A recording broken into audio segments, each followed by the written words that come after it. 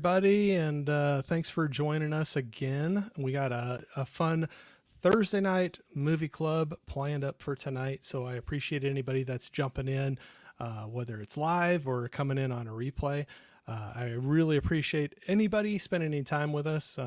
That's why we do this, and it's always so much fun to have you in here. So I am not going to waste too much time. I got a great guest on for tonight. I'm going to go ahead and bring her out, but we got Stephanie with Movie Chatter. How we doing? I'm good, Corey. How are you? I'm doing great. Again, I really appreciate you taking the time and jumping on here with me. And I always, like I said, it's my excuse to be able to bring people on here that I've ran into in the whole crazy YouTube or Instagram realms and get to know a little bit better. So Yeah, absolutely. I'm looking forward to it. And thank you for the invite. I appreciate it. yeah, well, like I said, I'm not going to say relatively, it's probably been longer now than what I think, because I'm one of those great people where time just blurs for me. And I say like, oh, I did that just the other day. And it was like, like 4 months ago. Yeah. But so I know I'm probably overall, for as long as you've been doing YouTube and Instagram, the social media thing, I'm probably relatively newer to your channel. I've been for a little while, but you've been on YouTube for quite a while, haven't you? Since 2017. Hey, to me, that seems like I'm still under a year, so I'm a newbie. It So feels like forever. it feels like some days more than others. Yeah, sometimes I'm like, am I still doing this? Yeah, all right. But I enjoy it, and I'm really fortunate that the community that has come to the channel, I feel like it's more like just a bunch of friends who want to talk about movies. Yeah, And that makes me happy because I never set out for it to be like a business thing. It was supposed to be more like just like a place where people could meet up and we could share ideas. absolutely. That's where I came into this and finally got the courage up to. I followed a lot of people. I was very Right. quiet in live streams. Like I wouldn't even chat. Like I was very shy to even start doing that. But I Yeah. kind of did baby steps, started chatting in live streams, and then now uh, doing this. But that was the whole deal. Was it's a fun release of the things you enjoy and finding other Yeah. people that want to talk about it. You don't have to twist their arm to talk about it either. And it's fun, especially with, people with it. Oh, the doom and gloom, social media is going away. And it's Yep. like, you know what? I kind of compare us to the vinyl collectors and the vinyl Yeah. enthusiasts, which I am also a vinyl enthusiast, not to the level of diehard vinyl people that have been going like since the 70s, Right. but I enjoy vinyl. And, for the longest time, they heard all the doom and gloom about vinyl. And, Yep. that's kind of where what we've been hearing with social media, but physical media, it's not going anywhere. Are you Yep. guys calling me Yo Adrian because of my hat? Oh, no, no, no. There is an Adrian in the chat. Oh, good. Okay. Because I was going to say, I know it looks like Rocky's hat, but I have probably the worst haircut I've ever had in all my life. So I decided to cover it with a hat the last few weeks. And I'm like, Oh, it no, does no, look no. like Rocky's hat. I'm laughing. Well, Yo Adrian, hello. No, no, no, no. We'll jump in the chat here pretty quick, but there is an Adrian in the chat that it's a common thing they throw out Yo Adrian out to. Yo Adrian. All right. I Yeah. feel better because I'm like, maybe I should have brought the ball, how he bounced the ball and everything. And my dogs are too small to compete with Butkus, but I could try. I could put them three together or something. That's funny, but no, it's nope. It's not towards you. So, I think that was, if it was creative. ah, But I like the Yo Adrian thing. That's cool though. yep. So movie chatter, that the name, the YouTube, is that what you've started off with and what you've ran with, or is that name changed since you? No, no, that's always been the name. I didn't want to put my like my name out on the internet I was kind of yeah.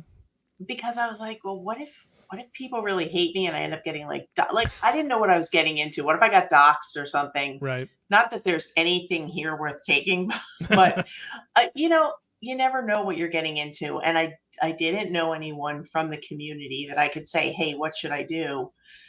And I was like, well, I'm going to talk about movies. And I was trying to find names that weren't taken. Yeah. So I was just like, movie talks, Stephanie talks movies. And I'm like, everybody does that. I don't know. So all of a sudden I was just like, oh, movie chatter. We can all chat. So that's how it came about. It was just kind of hit me. No, I like it. I with it. No, I like that. I like it a lot.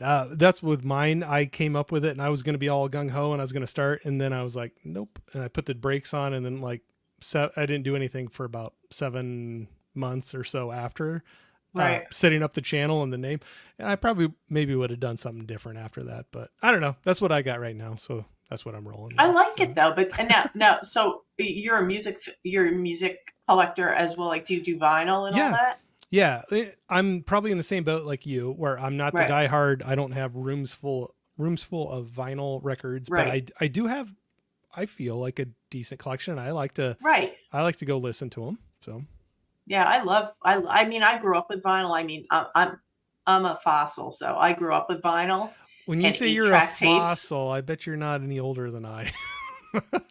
We'll talk after. Yeah, we'll talk later. Let's not disclose that. We're not going to disclose that. We'll not disclose that in public. It's a secret. It's a secret. I think we're both comfortable to say we're both Gen Xers. We'll just say that. We're Gen Xers, yes. Yep. We're the last feral kids. Yep. Yeah. And so I know I grew up with it too. My parents, I remember having a record player we would play around with. We were very rural community, so it was a lot of older country music. But it was one of those things now I kind of listen to a little bit of everything, but that was kind of a fun thing. I always remembered playing with that stereo.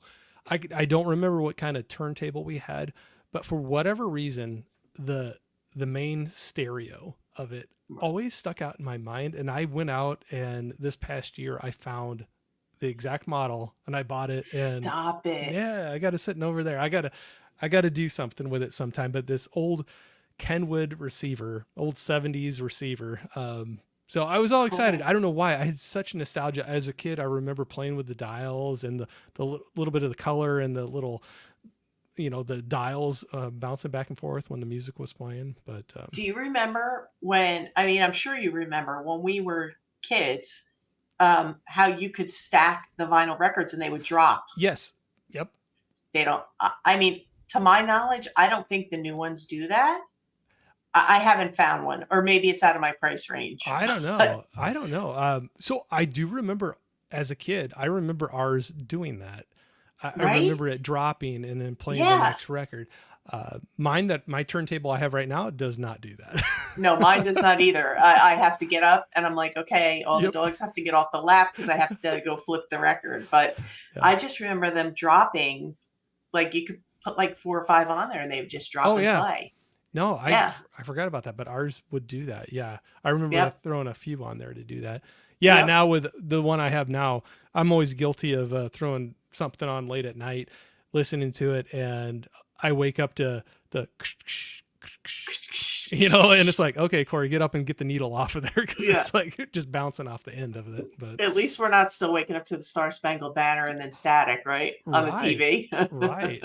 Okay, as a kid though, that used to scare me to death after I saw was it Poltergeist? I think the static on the TV. Yep. I remember for a little bit that would freak me out a little bit. So absolutely. Well, I tell you what, if you don't mind, I'm going to jump through the chat just real quick. Yeah, do it. And we'll get going back on this. But we had, I think this was way early, but we had Van Gool in here saying hello to everybody. So I appreciate it. We got Prince in here saying good morning. Yeah, it's morning for you, sir. I know that. Adrian James in here. This was the Yo Adrian, I think you were saying. Yo Adrian. Saying hello to everybody. I feel better. Yeah. Yo Adrian. Fritz was saying Stephanie followed you unexpectedly on Instagram. Wow, I'm a huge fan. Glad she followed me a long time now, and I've been taking notes in her videos. Thank you. Yeah, that's very good. Kind. I'm glad you're finding some movies. And of course, no beef on Home Alone. I love it. She does it. That's absolutely fine. Do you know? I don't know. This is a trivia question, and he might know. Supposedly there is a recent president. I don't know which one, and that Home Alone is his favorite movie. I don't know who it is though. Oh, It was just up on a poll somewhere. I guess I don't know that one either. I don't know that one. Maybe somebody will chime in the chat. But the Home Alone fans should know that. Maybe somebody will throw that out there. Holland Oates is in here saying, Holland Oates, Corey how and are Stephanie, you? happy foosball day. Foosball. Oh, yeah, we got the foosball. The football is kicking off tonight. Maybe, I don't know. I didn't even think about that. Maybe that's a bad timing on my part, or maybe it doesn't matter. But NFL season's kicking off tonight, I believe. So, is it? Yeah, got a Thursday night going on. Didn't even think about that. So we'll see how many movie fans are football fans if we don't have very many people showing up. That'll be my excuse. Yeah. We got Trini in here saying what's up. Oh, hi, Culture Trini. Glad to see you here. We got Johnny in here. What's up, cool kids? What's up? Saying hi to each other. I always love this. That's why I get kind of stuck into live streams. I like talking, seeing people interact. Yeah, interacting. Yep. Saying hi to, we got Jeff in here. John Doe Juggalo saying good evening, my friend. So glad to see Stephanie on here. Hello. Thank you. Saying hi to each other. I'm getting better about running through the chat, but I always struggle with it a little bit. Oh, I'm terrible with the chat. I'm terrible at it. Is it the whole like trying to like pat your head and it's the multitasking. I'm not a good multitasker. And, I feel bad because I either get the content out there or I just sit and do the chat, which is fine. I don't mind doing the chat, but that means you're not going to hear me say much. Yeah, depending on the day, I probably lean into it a little bit more than others. But I always like saying hi to everybody. It's nice. Yeah. People take the time to say hello and show up. It's good to say hi. Yep. All right, Gizmo. I never know what you're going to say to me, but he says, I'm making sandworms with my dog. So I will just have to have you in the backyard. Hey, Stephanie and Corey, Macarena, and Rose sucks. He doesn't care for Rose from Titanic. We'll just put it at that. But... Oh, Rose from Titanic is the worst. Well, then I agree. You and him will get along just fine. I can't stand Titanic. Oh, that's funny. I guess I've never asked him if he doesn't like the movie at all or just her character. How about the song? My Heart Will Go On. My heart's dead. It's just my heart will not go on. Oh. I actually haven't watched that movie in a long time. Oh. I remember seeing it in the theater. That was one of the last ones that I remember going to that had an intermission during the movie at the theater. They actually had a short intermission or at least at the theater I was at, where you could walk out, refill your drink or whatever. Yep. They don't do that anymore. And there's movies longer than that and they don't do that anymore. But yeah. Prince was saying right off the bat, Corey, I'm not going to rapid fire, but Stephanie, tell us, how did you come up with the name? Oh, we were just talking about that a little bit. Yep. So I'm probably behind on chat. So sorry, but we did actually hit on that. Saying hi to each other. All right. We'll try to run through here real quick, but I love, like I said, trash talk. Oh, apparently there was some trash talk about the Minecraft movie. I don't know anything about it. I don't know the Minecraft movie. I know the game. I know of the game. Yeah, me too. Yeah, but not the movie. Let's see here. A little early for Halloween there, Rocky. I don't know. I don't know what that is. It's never too early for Halloween. No, exactly. Everybody's got the Halloween stuff out already, so. I saw a place that had Thanksgiving stuff out. Oh, really? They're jumping right over Halloween. I'm like, wow. Stop it. Stop now. Let Halloween happen. Yeah, let it happen. That's a fun one. Let's see here. We got Steve in here. Steve Moody saying, there's my buddy. Hi, Steve. Pickle's asleep tonight. Pickle and Mala are both sleeping, Steve. Oh. Those are his buddies. My dog is crashed out right now too, until he decides he wants to bark right in the middle of the stream. So we'll see how that goes. Yeah. But no, thanks for being in here, Steve. If I miss anybody's chat, I'll just say this. It's not on purpose. I'm just kind of running through really quick so we can keep, time going. But I at least want to make sure to say hi to everybody that just jumped in here quick. So I'm probably going to jump past a lot of the highs back and forth. What's Johnny saying? I'll take Dial Code Santa Claus over Home Alone any day. Hughes stole the idea and he knows it. Oh. Did anyone pick up the Krampus Steelbook that was announced today from Shout Factory? I did Come on not. now, since we're at Christmas already. So I've never seen the movie before. Oh, come on. But I have it. But I was on a fun meetup with some other YouTubers, and KB Loves Movies was there. And if you know him, and he grabbed it and he's like, "Oh, have you seen this?" And I go, "Nope." And he goes, "Put it in your pile. Don't even think about it. Just put it in your pile to buy." And it was really cheap. It was a used one. I have not watched it yet, but he said you got to wait till after Thanksgiving to watch it. So it's a great movie. It's so good. Yeah. So I'll probably hold off on the Steelbook, but I did see images of it and it looked pretty nice. It's an awesome Steelbook. And if you know the movie, it makes the Steelbook even that much better. I can't wait to get into it, but I promised him I wouldn't watch it like too soon. I'd wait until I had gotten to the holiday season. I can tell you this. It's the first time I've ever purchased a bundle from Shout Factory. That's how much I love that movie. Oh. I went for a bundle. Who am I right now? Wow. Oh, the posters and everything? Well, the poster I don't really care about. But did it come with posters and stuff? It came with a poster, a snow globe, and a gingerbread man, and something else. And I'm like, I have to have it. Maybe I love that movie. Oh, I love that movie so much. So the Shout Scream Factory one right now that I've never seen that people were recommending a lot that finally got the physical release was Hush. Yeah, I don't want to ruin Hush. Something ruined Hush for me, and I don't want to ruin it for anyone. It's a good movie. Something happened in it, and I think it happened too soon. Okay. And that kind of took me out of it because I was like, well, now what? Okay. But it's not bad. I haven't seen it yet. So that's where I was on the fence of just renting it first and checking it out because I streamed it. Yeah, I might do that first. But yeah, I just saw that was a big deal right now that was finally got out of a Netflix contract or something along those lines and finally was able to start releasing it. So Gizmo, did I hear Corey go into politics? No, you did not, sir. No. Be careful now. Mention only. Yeah, he likes no to give religion, me a no hard time. politics. Hey, we'll just stay out of that one. We'll stick with movies. It's more. We get enough trouble with movies, I think. Yeah, right. Exactly. I can get people mad at me about movies, so I don't need to go into. I know, me else. too. Saying hi to each other. Oh, we got Mika in here. Hey, how Mika are you? and Kira.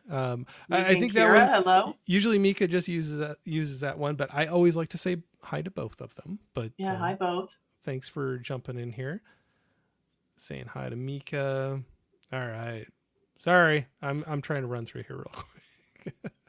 Like I said, I'm still pretty new and running through all these things. So that's okay. I love seeing all the. Gizmo, I'll skip past yours. I know you don't like Rose, but I'm not ignoring you. We got Joe in here, the Martinez Joe show. Oh, hi Joe. I love Joe Marie. Oh, they're great. They're the best. Everyone. I always can count on him for throwing out some good titles, but off the beaten path. You know. Oh yeah. So Joe has vast movie knowledge and has turned me on to many things. And I'd say that about you too. Well, a lot of your videos, there's some that I've bought that I didn't know about before, but the way you spoke about them, it kind of compelled me to kind of follow them. And when I found a sale coming on, I ended up buying them. So it's cool. It's always cool to. I grabbed a couple, and this is where I'm nervous. I'm always really good at saying like, "Oh, you recommended this one," and somebody's like, "Nah, I never recommended that one to you," and they'll be like, "Oh, I messed that one up." But one I know for sure. I still need to watch it. It's still got the wrap on it, so I'll take Joe's down. But when I met up with some people, we actually physically got to go to Orbit DVD, and I I got saw that. Oh, Byzantium. that's so good. I remember you talking about this one, You're so going to enjoy that. I got to unwrap that one and It's watch a it. very, very unique take on the vampire genre. Yeah, that's what I like. I like seeing a little twist, a little something different. It's way different and it's so good. The next one, maybe I'll hold off and show, and then you can tell me whether I'm remembering wrong or not, if it was you or not. That's where I get nervous about throwing those out. But we got Oh, Larry don't in worry here, about it. the horror cat dad. Saying, Cool. hey, folks. Thanks, Larry, for jumping in. All right, we got some highs back and forth. Yep, Johnny's agreeing with you. Yep. He loves the Krampus. It's a good one. Larry was saying, to be fair, I just started watching it on Max since I've never seen it either, Corey, and so far it's pretty good. Which one? Hush? Oh, I gotta think. Is That's where that I get Hush? thrown off. Or Byzantium? I don't think Or Hush was on Krampus? there. Larry. No, Hush is Netflix. I don't think it's on there anymore, though. No, it isn't. No, I don't They think took it so. off. I think so, because by the time somebody was talking to me about wanting to go watch, or they're like, you should go watch it, I couldn't find it anywhere. And they're like, oh, there's rumors of the physical release. You'll have to wait for that. So, Larry, that's where I get, I fall behind on the chat. And I'm not sure which one you're talking about there. We got Tony in here. Tony, of course. Hi, Tony. So some of the streams I ran into, and I jumped into on yours, was with this guy right here. So my buddy, Tony. Love Tony. I was going to say, you've had a few streams with him that I know I've jumped in on and listened to. Yeah, we're due for a stream, Tony. You heard it, Tony. I know. You know what? We were trying to connect a couple times and our schedules got messed up, or probably my schedule got messed up, but I have nothing but time now, Tony. And I fixed my computer so I can do live streams. There you go. Hey, we were talking about that before. I think we both were in similar boats there, and both had some upgrades, and both adjusting to the changes with those upgrades. So yeah. So if I sound like I'm trying not to be too loud because this microphone's nuts. So I apologize if I'm loud. I will be quiet. No, We'll do ASMR. Yeah, right. Maybe that's where I'll start unwrapping the movie, and I'll do the wrapper on there. But there you go. But no, so far you sound good to me. So we can let everybody else chime in if they want to. But we got the album Abbey Road by the Beatles features 2 Pauls on the cover. The second Paul appears off in the distance between Ringo Starr and John Lennon. His name is Paul Cole. Very cool. I did not know that. That's where the chat always throws out knowledge. I'm far from knowing everything. So, very, very far from knowing everything. So, Prince was saying, what's some music that you grew up listening to, Stephanie? Any album recommendations as well? Wow, I'm really going to date myself with this one. I grew up listening to things like Foghat, Kiss, Johnny Cash. What else? I like a lot of classic rock, like Cream, The Doors, all that good stuff. A lot of country because my grandparents, but I'm not a country fan, although I love Johnny Cash, and Johnny Cash was the first live concert I ever went to. And so I might be a lot older than you. Don't count your cards yet. Don't count. We'll have maybe we can do a little guessing show. An age off. Yeah, when we go backstage after the live. Yeah, exactly. Yeah, that was the first live show I ever went to, Johnny Cash. Well, and he's a good one. He's the rebel of the country music. He kind of rock, country, blue. I mean, he did everything. Yeah, and he played in the prisons, and it's interesting because we just watched a documentary. It's called "I'm Not Broken," and it's Melissa Etheridge, and she's playing in Leavenworth, Kansas, in a prison because she grew up in Leavenworth, Kansas, and she goes to play a concert there in a women's prison. They have a minimum security area. It goes min to max, but she played in the minimum area. And she said that the inspiration for that was Johnny Cash playing in the prisons.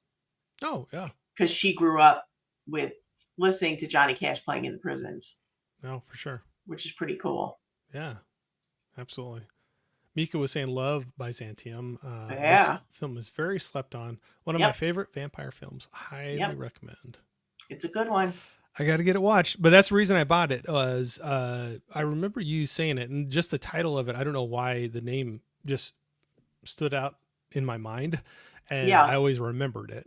And when we were at Orbit DVD, they had it's a import version of it, but I have a region free player. So that's good. But it was a very, very reasonable price. So I was pretty excited to grab it. I just need to get around to watching it. Do you ever have that problem? Buying things and then you're like, oh yeah. You know what? Somebody asked me why I didn't buy, I really didn't buy anything at the July Barnes & Noble Criterion sale. I picked up, I think 4, maybe 5 titles. Yeah. And it's because my backlog of what I need to watch is so big. I'm like, I'm not going to just keep adding to that because that makes me crazy. Yeah. So I got a couple things that I wanted and then that's it. I've been cutting back a lot too. And I know my collection is nothing crazy compared to a lot of people I've met, in the whole YouTube realm. But I'm the same way where it drives me a little nuts when I got a lot of stuff sitting there and I haven't watched it. So I was trying to cut back and get into that more, but I kind of feel that's a common consensus, other people saying the same thing. So you're kind of feeling that as well, maybe reining it back a little bit and trying to watch some of the things on the shelf or not. I mean, and also, things have gotten crazy expensive. Oh, yeah. And, I mean, if I'm being perfectly honest, I haven't had a car since the pandemic. And it's because the car that I had, it only had like 30,000 miles on it and it died and they couldn't fix it. So I'm like, you know what?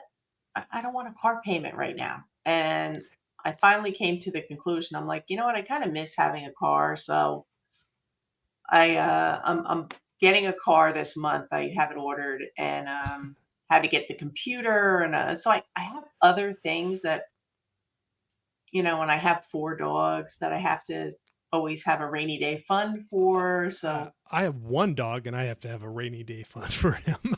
Yeah. So I think that I feel like I have enough things on my shelves to keep me busy. Yeah. And then what'll happen is like things are always coming out. So there's always things that I have my eye on, but I feel like I've just been doing I'm trying to be a little more mindful. I don't know that that's come through in my videos yet, but I'm trying to enjoy what I have and catch up. Yeah. Because there's so many things like I'm honestly I'm really, really, really not buying box sets because I find that like I'll get 2 or 3 films in and then I never finish them. Yeah. And I'm like, that's a lot of money, takes up a lot of space, which I'm running out of space. And if I'm not going to finish them, I would rather wait and buy like the individual releases when they come out. Yeah. Of the ones that I really want to watch. But I mean, even like the steelbooks are insanely expensive. I mean, they're nuts. Okay. So how long ago was it where you're running into like a Best Buy and there'd be a cool Lionsgate steelbook with a slip and everything and $20, $21. Yeah. And then now I know sometimes it drops down in price, but like they come out of the gate like at like $39.99 or something like that. And I'm like, I don't know. That makes me step back a little bit. I'll just say that with it. And then you add in, like Best Buy used to do free shipping if you had their card, like if you had the Best Buy card, or you could do in-store pickup. Yep. Now my Walmart does not carry physical media. So I have to order everything to be shipped to me. How it's going to get here, that's a toss up. You never know how it's going to, there goes my camera.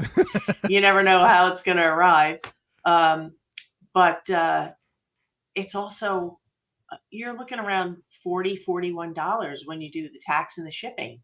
Yeah. And I'm like, for a steelbook, and you don't know how it's going to get there. I don't know. I don't know. It's hard. I was pre-ordering a bunch and then I canceled a bunch just because I started looking at the prices and I'm like, okay, like one is fine, but if you have like 4 of them, I'm like, okay, what does that, come up to? Yeah. One that I did keep, and I know it's coming down. I know there's a completely other awesome 4K set, but I saw you showing a picture of it just, I believe, almost last night, or in the last couple nights. Sorry, everything blurs together for me, but I think I'm supposed to get it Tuesday. Is the steelbook for Late Night with the Devil? Oh yes, I got. Didn't that you just show Orbit. a picture of that? Not. Yep, and I watched it last night. Yeah, that was the first time I watched it. Oh, very first time you've seen it. That was the very first time. Okay. Yeah, I did not see it in theaters. I haven't seen it anywhere. Last night was my first. That was my first watch. So that is a pre-order that I am keeping because I really enjoyed that one. I saw it in the theater, and that was the funny story. I barely saw it because at a very short release. I'm not in a big area. Right. So things don't stick around really long if they're not the big blockbusters. Right.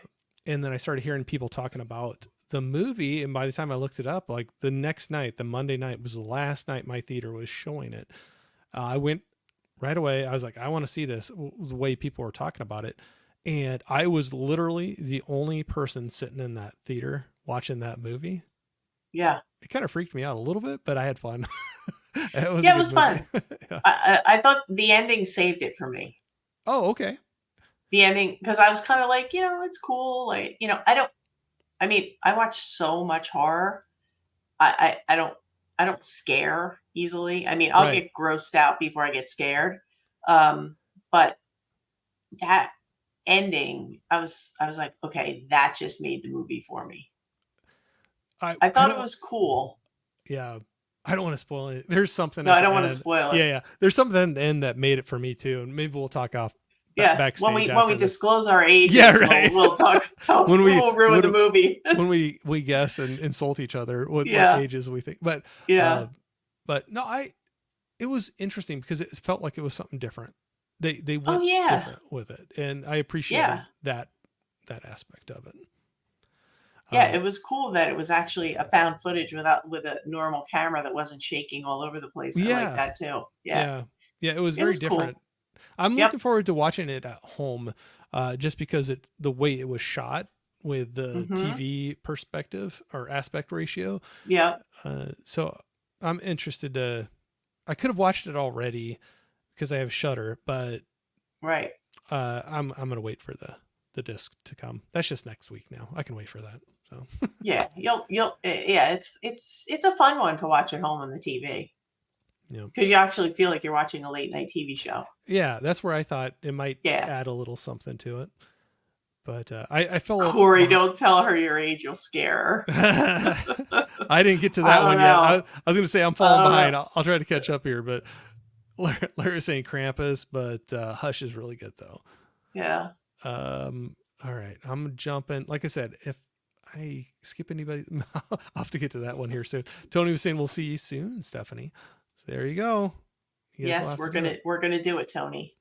Hey, Texas, what's going on? Hey, Texas. Hey, Corey and Stephanie saying hi to everyone. Good to see you all here in the chat. All right, I'm gonna skip past some of these. Just highs back and forth. Yeah. Like I said, if I miss people's, I apologize. Steve was saying Kiss was my first concert back in the 70s. See, Steve, if I had known you then, we could have gone together and hung out. Because I would have definitely said yes to Kiss. Always say yes to Kiss. My brother was 6 years older than me, and so I listened and his music and hung out with his friends a lot. And for whatever reason, for Kiss, I'm not saying it's their greatest album, but the one that always pops out in my head, I remember him having a cassette of, and listening to a lot was Animalize, I think was the I name of don't it. know that. I don't know Can't that remember. one. But anyway, for whatever reason, that one always pops into my head. My dad had 8 tracks in the car. Oh, nice. Yeah. Tony Tony, went to Air Supply. Air Supply. My funny story is I took a long road trip with my dad, probably in the 80s, and we were in some very rural areas that did not have radio reception at the time. Okay. And he had like 2 cassette tapes. And one of them was Air Supply Greatest Hits. And I heard way more of Air Supply than I ever wanted to hear. So, That's funny. That's funny. all right, let's see here. Sorry, I'm kind of jumping through here real quick, but Yeah, no, you're good. we got Bob in here. Bob's Blu-ray saying, "Hey, Corey and Stephanie." Hey, Bob. Bob, my legs are finally healed from when we did the Steelbook contest, and I was running up and down my basement stairs. I remember watching that one. Oh my God. I remember I'm like, watching that I one. am way too old for this. You know, the funny thing is that happened to Tim Talks Talkie on one I remember as well. And I think I remember was that. actually on that one. And it was like, he's like, I think at one point he was just like, screw it, it's upstairs. You guys won. I don't have yeah, that one. Yeah, and there were so many like that. I'm like, I know I have that. I know where it is, and I am too old and too lazy and too tired to go down and get it. But Joe Martinez did tell me about a really good Wi-Fi like booster for the basement. Mm. So that is on my list to get, and then I can have a live stream set up in the basement with the collection. Oh, that would help you a lot. That'll help me a lot. So then I have something upstairs for when I need to be upstairs, but then when I want to go downstairs, I can do that because I'm underground down there. It's cement, nothing gets through. Oh yeah, you got to have something to help the signal out. But got Movie Hunter in here saying, "Evening, everyone. Hello. I'm working, but I'll try to follow along." And screaming customers. Hopefully not too many screaming customers. Gizmo was saying, I started on a diet because I can afford. There you go. Yeah, as long as none of us eat, we can get all the movies we want. Yep. I did have the Rob Zombie rule. Yep. I love this. I appreciate everybody jumping in. I am really bad at keeping up with the chat and keeping our conversation going here, Stephanie. You're doing fine. I appreciate everybody. Got Mark in here saying, "Hola, amigos." Hola. I appreciate it. I was just talking about that last night. I have 2 years of Spanish, and they were asking how much I knew, and I said I could order a beer, ask how much it was, ask where the bathroom was, and I know all the bad words. So there you go. That's my. You're set. Yep, pretty much. They said you're good, but all right. A lot of other people here saying hi, but we got another Steven here saying greetings, Corey, Stephanie, and Flick friends. Thanks for jumping in here. So awesome. I think I caught up. Oh my gosh. You guys have been awesome. Catch up. Everybody. You caught up. Whew, I don't even know what to do now. But other than say, with the YouTube, this whole thing, you like you said, you've been doing it a lot longer than I have. What are your biggest positives that you've taken away from your time doing it? First and foremost, all the people that I've met, the amazing people that I've met that I would have never had the opportunity to meet had we not all been in this place and been movie fans. So I've met a lot of really nice people, people that have taught me things and exposed me to different things that maybe I wouldn't have found on my own. And I learned about different, when I first started, I think my knowledge was fairly limited. And I feel like my interest grew with the channel, which was kind of interesting for me. And things that I was interested in then kind of fell by the wayside, and I guess I just grew with that. So it was interesting, but it was a lot of interaction with the people in the chat, like kind of what you just did, like with the chat. Mm-hmm. Mine was the comment section and people saying, hey, if you like this, look at that. It's better. Look at this. You'll like that. And I learned a lot from the people in the comment section. So I really appreciated that. I was going to say the comment section and listening to other people's channels like yours. Oh, of course. I Yeah. found so many movie recommendations of, well, I was showing Byzantium. I'd never heard of it until you threw it out there. Or, you know, and other people are doing that all the time in chats, like throwing out movie titles. And it's, it's cool to see because it gets you out of your little circle and Yeah. branches you out a little bit. And so I was, Yeah, I mean, I was watching, I told Tony, I've told Tony this many times. I said, I was watching Tony's channel for the longest time before I even thought, oh, maybe I would want to do that right. or I could do that. And I learned so much from watching Tony and what he was collecting. And I was like, oh, wow, that's cool. Or I've never seen that, or I never heard of that. And I learned a lot just from watching Tony. And then once I got into the community and met people, it just like exploded with all the content that's out there. Yeah. So, if I miss a few days of watching people's videos, I feel like, oh, what did I miss? What am I behind on? I'm almost afraid to find out how many things are up for pre-order that I missed. Oh gosh. Yeah. Yeah. That's a hard thing when you start looking at that stuff and then you're like, And now they all go so fast. oh, I know. I know. Like we were just talking about earlier with the steelbooks. There's Yeah. been so many steelbooks that I pre-ordered like Gone. right off the bat because they go so fast. But then before they release, there's been quite a few I've gone back and canceled because I was just like, okay, that was the FOMO, the fear of missing out. Yeah. And I can't do, $5 $40 steelbooks this month. Yeah. Or I could, but it doesn't make sense, like don't do that. And Yeah. Yeah. so I did learn about budgeting, I'll tell you that, Oh, from gosh. being on YouTube, because if you don't budget, you're going down the black hole, and that's a bad place to be. Well, it's so easy. Even when you're buying cheaper movies, Yeah, they add up. sometimes you're like, oh, wait a minute. There was how many of those at that price? Multiply that. And then like, oh, that comes up to this bigger number, and it sounds Yeah. simple, but Yeah. it's easy to get away from you. I've been collecting movies since the early 2000s when DVD came around. Yeah. Yeah. I did not really collect VHS because I took advantage of the fact that we could just go rent those. Yeah. So I just rented VHS from Blockbuster and then like the mom and pop shops that were around us. And I didn't really start my own physical media collection until DVD. But once I got going, forget it. Like Yeah.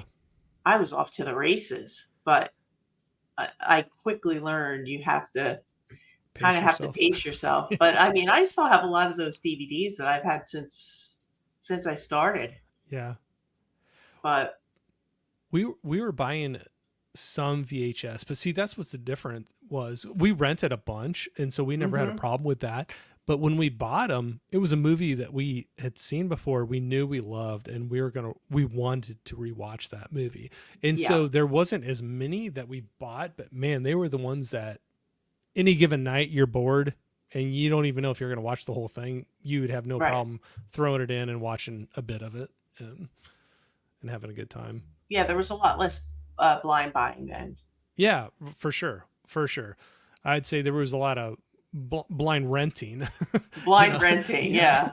But the blind buying, in VHS days, I don't remember that at all. No, I don't wasn't remember. even a thing. No. To buy it, I had to have seen it before. Oh, Renting, absolutely. I could see a cover and just be, oh, that looks cool, and rent it, Oh, yeah. Especially like the independently owned. Yes. Where they would have these really cool horror sections that Blockbuster didn't really have. Yeah. And I would just see the cover art and I'm like, I've got to watch that. And yeah, very cool. Yeah. Sometimes they were a little deceiving with their cover art, but we still. Oh yeah, and now they're on Vinegar Syndrome, and their B titles on Vinegar Syndrome. Now they're getting some awesome releases from Vinegar Syndrome. So. Yeah. Hey, Huck. Oh, Huck. I'm behind here. I'll get to her there. Prince was saying he likes to ask this. What's your serotonin boost? Your movie that if you need something to pick you up, doesn't have to be your favorite movie in the world, but one And you could have more than one, but one that just gets you going, can pick your spirits up a little bit. You throw it in to watch. It's a little crazy, but The Devil's Rejects Oh, for real? I is love one. this. I got Yeah. to hear. Come on, give me some more. I love The Devil's Rejects. Well, Bob said it. I had a Rob Zombie rule. I'm like, if it's Rob Zombie, I'm running. Okay. I am an unapologetic Rob Zombie fan, and anything Rob Zombie I'll watch. Even the Munsters. I am the one person, and I think who else liked it? Michael. Oh, he's got a channel too. But Michael, he's the other guy. He's up on the hill with me for the Munsters. We're fighting everyone off. We're the only two that like the Munsters. There's two of you. No, yeah, there's two of us. I've never seen it, so I'm not going to make fun of it. But I love Rob Zombie and The Devil's Rejects. First of all, I love the soundtrack because he's a musician first. Right. He's got the soundtrack to that is just so cool. It's all 70s classic rock. It's great. So. And he's a huge horror fan too. So oh yeah, Did you see his thing on Cribs? Yeah, that's what I was just going to go to because I think that was before God. that was before he started doing movies. I think when they did the Cribs and he was showing his horror collection. Oh yeah, and I was like, dude is in it. And so when he started making a movie at first, I was like, oh, that seems kind of weird. But then I remembered that episode and I'm like, he had way more movies than I ever could imagine, like horror movies of all like ranks and file. Yeah. And yeah. He's a true fan. And so wouldn't that be cool to be in a position to be able to do that? If you really love those movies, to be able to go and do. And so to me, I'm like, he's probably just a kid in a candy store, like to be able to be in a position to be able to do those things. And it was I felt bad for him that the Munsters did tank so bad, because he is a diehard Munsters fan. I mean, I grew up watching the Munsters. I love the Munsters, but I think if I made a Munsters movie, it wouldn't have been that much different from his, and it would have been just as bad. Because like I told people, I said that the show is quirky, and the show wasn't a great high quality show, but I guess people had higher expectations for a movie, and I'm like, you kind of got the color version of the show with just really more horrible acting than what. At least the show had better acting, but. Well, and sometimes they just hit at wrong times too. I mean, who knows if it's just a timing thing. There's sometimes movies I think just you look back at it and you're just like, they just hit at a wrong time, and maybe that was part of the deal with it too. So. It was pretty bad though. I haven't seen it, so I was trying to be polite. It was pretty bad. I have a soft spot, and I tell people, I'm like, it's bad. I'm not telling you to go out and buy it, but it's like, for me, it's so bad that it's good. Yeah. But yeah, any of those, and then I would go in the complete opposite direction. I like the Paddington movies. Oh, for sure. Paddington 1 and 2. So I'm going from Devil's Rejects to Paddington. So I love it. You figure that out. No, I love it. Yeah. I love it. And this is why I need a therapist. No, we watched those with our kids when they were younger. Now they're older and out of the house. And those are ones that I still, so somebody was teasing me because I just bought a used copy of Paddington and Paddington 2 because I didn't have them in the collection, and I'm like, I could see going back and watching those, but they're fun. They're fun movies, and they're just fun. I have a whole section of just like nostalgia. And I love the switch between those movies because I used to get that when we're talking about our age. So I remember a time, like burning.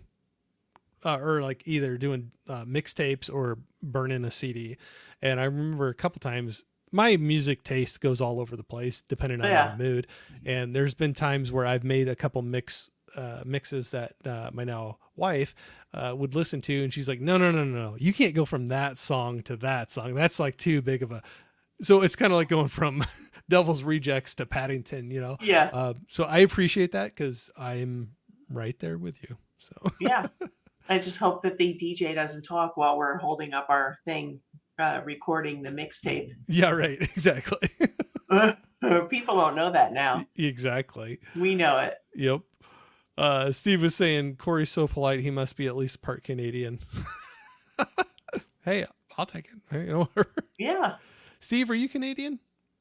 I guess maybe, I don't know from that comment if you were or not, but hey, if it's a compliment, I'll take it. Thank you, sir. Saying hi to everybody.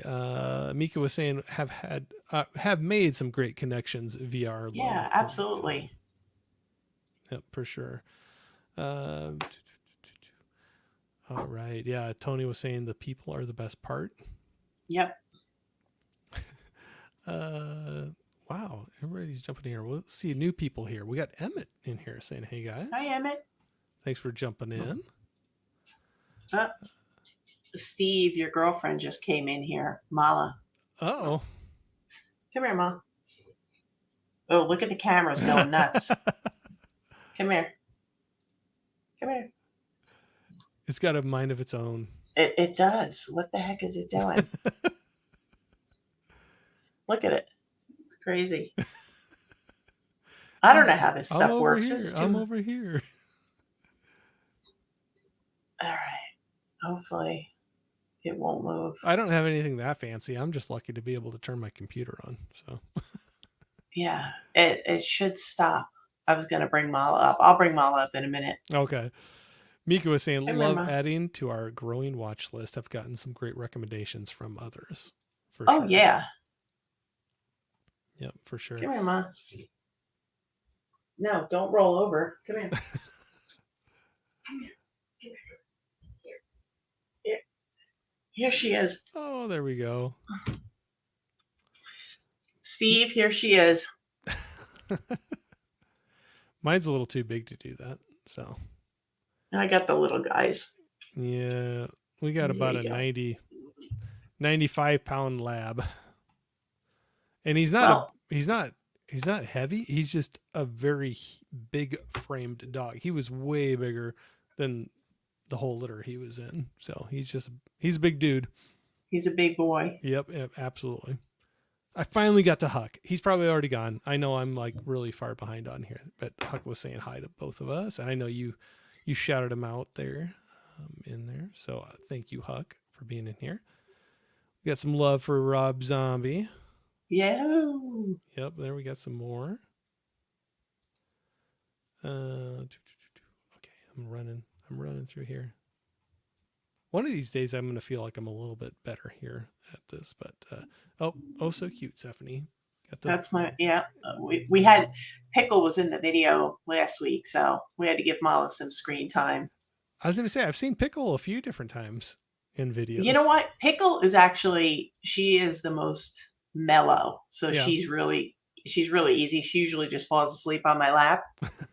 She's also my favorite. But I don't want Mala. Too loud. Don't say it too loud. Mala is also my favorite, but there's 4 of them, so I have to split myself between them. Yeah. Mala's a little older than Pickle, so she's more well behaved. Oh, there you go. But yeah. But Pickles takes the lead a little bit. Oh, Pickle, perfect Pickle, we call her. She's perfect. She doesn't do anything wrong. Oh, it's always fun. I've always had dogs growing up, so it's one of those things that it's hard when you have the moments when you don't have them around. I'll say that. Yeah. I lost 2 during the pandemic, and that was very hard. I could see that for sure. And then we rescued one, and then we put in for a puppy with a breeder, and that's how we ended up with Pickle. Okay. So we did one adoption, and then we did one puppy. I'm like, I need a puppy. I needed a puppy. There's something about a little puppy. That was my puppy. Oh, Huck agrees about the Rob Zombie monsters. Yeah. Yep. Got it right it's there. It's weirdly fun. I'm still here, gang. Thanks for hanging in there, Huck. But yeah, I need to see it. I have not watched it yet, so I'll need to do that at some point. And we got Chris C in here saying hi, everybody. Hello. Thanks for jumping in, Chris. Got a lot more highs back and forth, but all right. So you're dabbling in a lot of different things. I know so the most of the things that I've followed you on have been YouTube and Instagram, but have you been jumping into any of the other social media Um, realms or? I do letterbox, but Mm, I usually do those in batches. Like every once in a while, I'll just go in and just rate a bunch of movies that I've seen. I'll do some. I do some written reviews, but they're not lengthy. mm-hmm. You know, um, I've done a few TikToks, but I haven't quite figured out the software, and I almost feel like I've aged out of TikTok, but I know that's not true. Um, I just I don't really know. I don't know how to get my groove on TikTok. I'm not really sure. Like, do I just sit and point at what I want? That I don't know. I'm not real fancy with the editing. Yeah, I could do this. I'm not real good with editing on that software, so I have a lot of trouble. Like, I can't do any of the fancy, Hmm. tricky things. But I mean, I guess I could if I spent the time. But I'm pretty much YouTube, Instagram, and then I do some letterbox. I have not ventured into TikTok, and it's not like any for any reason other than Yeah. I just felt busy enough with what I'm doing, but I haven't ventured out to it yet. But it's interesting when I hear people that kind of got their starts in like Instagram or YouTube, getting that experience in TikTok and getting that reaction, their initial reaction from jumping into that. I'll tell you two things about TikTok. One concerned me, and one I found to be an interesting experiment. Okay. The one thing that concerned me with TikTok is that I see people, and I have seen people, not that I know personally, just people that I would see as I'm flipping through. They would have these massive channels, like we're talking like 100,000 plus, which to me is a gigantic channel. I mean, Yeah. I know Me. there's Yep. people on YouTube with millions and millions of followers, but if you build up an audience of 100,000 plus, you've put your work in, and I've seen them just take their channel away, and they're not really sure why. Like people maybe, you know how we'll get Mm. trolls every once in a while. Well, their trolls actually report them and try to have their channel taken down. I've seen people have to start their channel over and over and over, Oh. and they're not really sure why. And that's a little concerning to me because I don't want to put that kind of time in. At least with YouTube, they'll give you a warning. They'll tell you Right. what you've done wrong and you can correct it or whatever. The other thing I found with TikTok is if I watch too much of it, my attention span is gone when I go back to YouTube. Yeah. Seriously, it's the weirdest thing. I'm like, wait a minute, their intro is 15 seconds. I can't watch this. And I'm like, oh my God, I'm losing. It's really a weird thing. Like if you do TikTok, if you're bored and you're just scrolling through TikTok, see how you feel when you go back to YouTube. It's so weird. Hmm.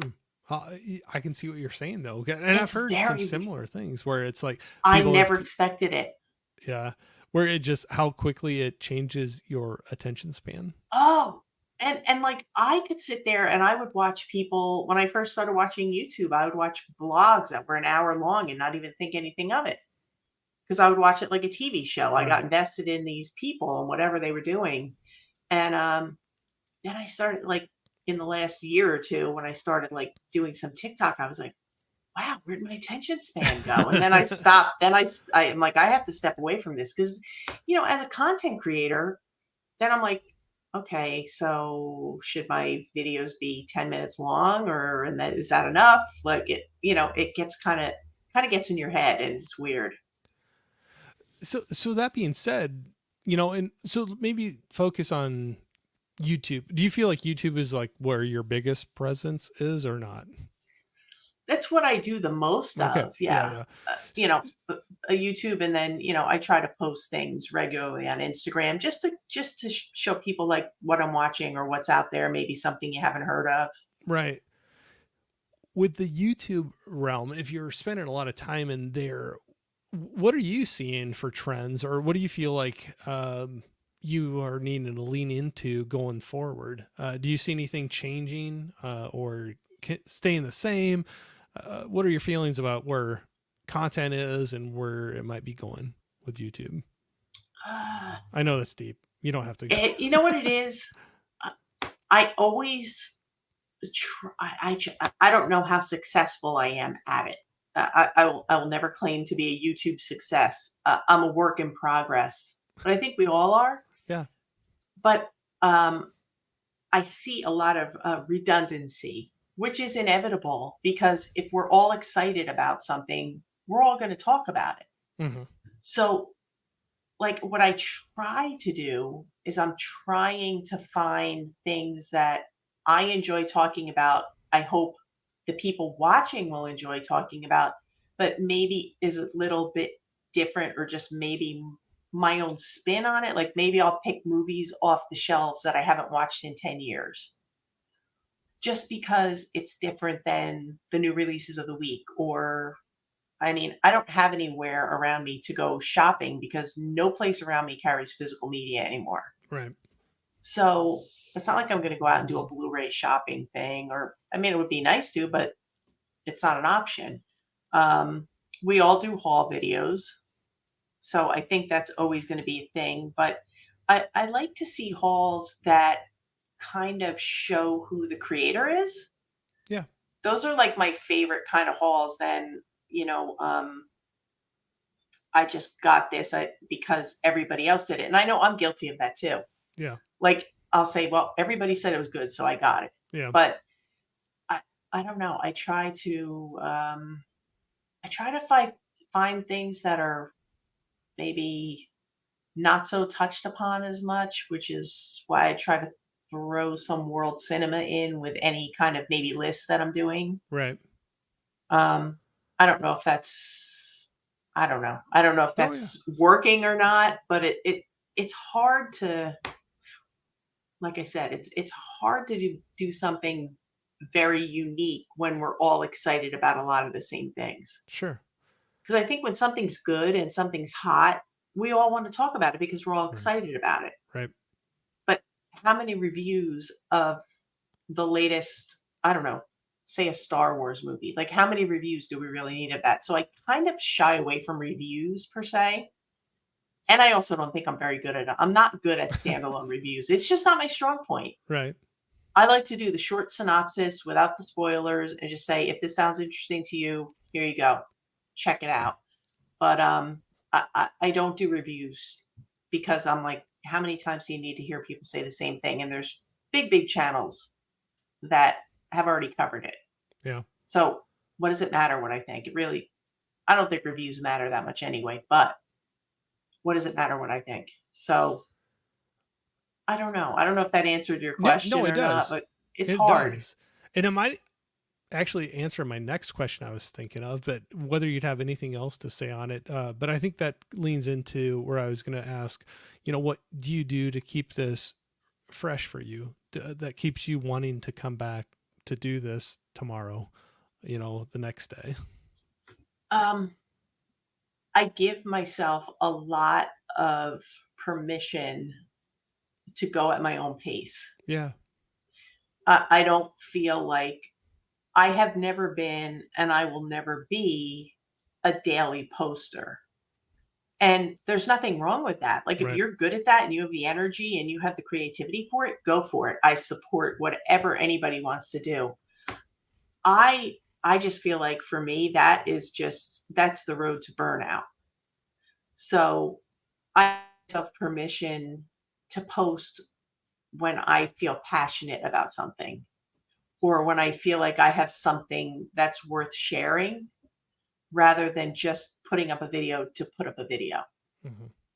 So that's why maybe I don't post as often as a lot of people, but when I do post something, I can tell you from my side, I put a lot into it before I post it.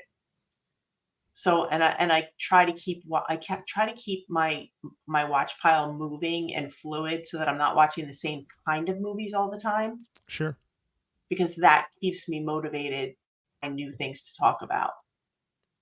But it's hard because like October's coming up. Of course, I'm going to watch horror all month long, Right. and that's what I'm going to talk about. But um, other than that, I just try to I try to just give myself permission to go at my own pace and not feel the pressure of what you see anyone else doing, Right. because I think we all have to make this, each channel should be, you know, a snapshot of who you are and how you do things. Show your personality with it. Yeah.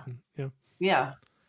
Well, I know you talked about this earlier too. We both have, where we get so many great recommendations of movies to see from people in the chat, or Yep. other people's videos.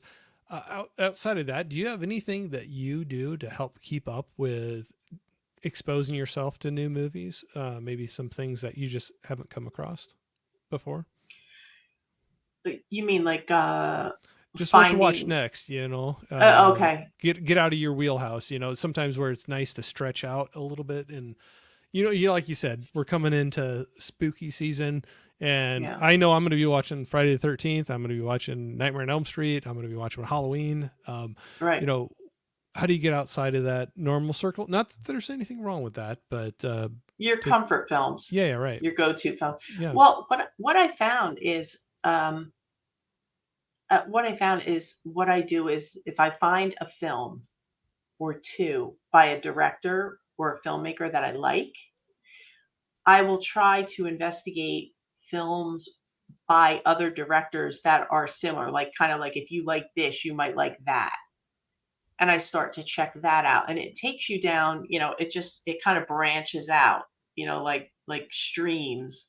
And I have discovered a lot of really cool things doing that. Just kind of feeding off of something that's like, oh, I really like that. And then you'll see, oh, if you like that, check out these 10 movies Sure. by 10 different directors. And then you kind of just go from there. It's kind of like a rabbit hole that you end up going down, but it could be a lot of fun. You just have to be careful, because you can easily end up with 30 films that you want to see. Yeah. But that's how I mix it up. And then I'll just switch genres, and I'll just say, okay, I'm done with noir, and I'm going to move on to something else, maybe Yeah. psychological thrillers, more neo noir, something like that. But I also like to read. So if I read something and, I find out that maybe there's a movie adaptation, I'll find things like that. Oh, very cool. So I'm trying to get into reading a little bit more. I've been dipping into audiobooks a little bit. yeah, Just because I'm a slower reader, and I'll admit to that. me But too. yeah, so the I love audiobooks kind of help me. audiobooks. They'll help me out a little bit. But Henry Winkler's book is really good. oh, really? Yeah, I just met him at Monster Mania. Sorry, I'm writing it down. I told you I was going to be writing stuff while There you go. Yeah, it's called I think it's just called I Am Henry. Okay. But there's the audio version, and he reads it. Oh, I like that. I like that. Yeah, I don't like it when somebody else reads it. I like Yep. it when the author reads it themselves. I don't even care if they're a great reader. I just want to hear their voice. Yeah. But Especially in yeah, a situation like that. If it's yeah, his book, yeah, I'd love to hear his voice reading. yeah, So, absolutely, absolutely. just jumping through the chat really quickly again. Yeah, yeah, Chris was saying, just watched Peeping Tom up there for my release of the year. Loved it. I've not yep, seen that one yet. yep. We feel you with TikTok. Yeah, it messes with your mind. Prince was saying, are you or were you a gamer back in the day? If so, is your video game? If so, what is your video game nostalgia? Sadly, Pong. I love Pong. That's all we had. Yeah. That's all we had. We had Pong. My brother and I would play Pong. That was it. I was okay. never really. You know what? I liked the Resident Evil games. I broke my foot in 2005, and I was 18 months in a cast. Oh, yeah. So my mom bought me a GameCube because she thought it would keep me company. I guess she wanted me to have a friend, so she bought me a GameCube. Yeah. And I ordered the Resident Evil games, and I got really into the Resident Evil games. So I would say, other than Pong, I did really enjoy Resident Evil. Yeah, I could see that for sure. Maybe that leans into some of your love of horror too, horror Oh movies. yeah, I've always been a horror junkie. But Holland was saying, I prefer the 10-hour content over 10 seconds. Yeah. Yeah, Hey, I mean, yeah. I mean, I know, like, I know my videos tend to run long, and I always tell people, I'm like, you know what? I don't care if you watch 2 minutes or 10 minutes or the whole thing. I just appreciate people checking it out. Right. And I put it out there and I'm like, watch what you want to watch or watch it in parts, whatever. But I just, I don't know if I ramble too much or maybe I just have too much I want to say at that moment because I'm very excited. If I'm hosting, I'm excited about something. No, that's okay. And I think that's where there's different formats for different people. It's just like different movie genres, different like TVs, movies. There's different things for different people.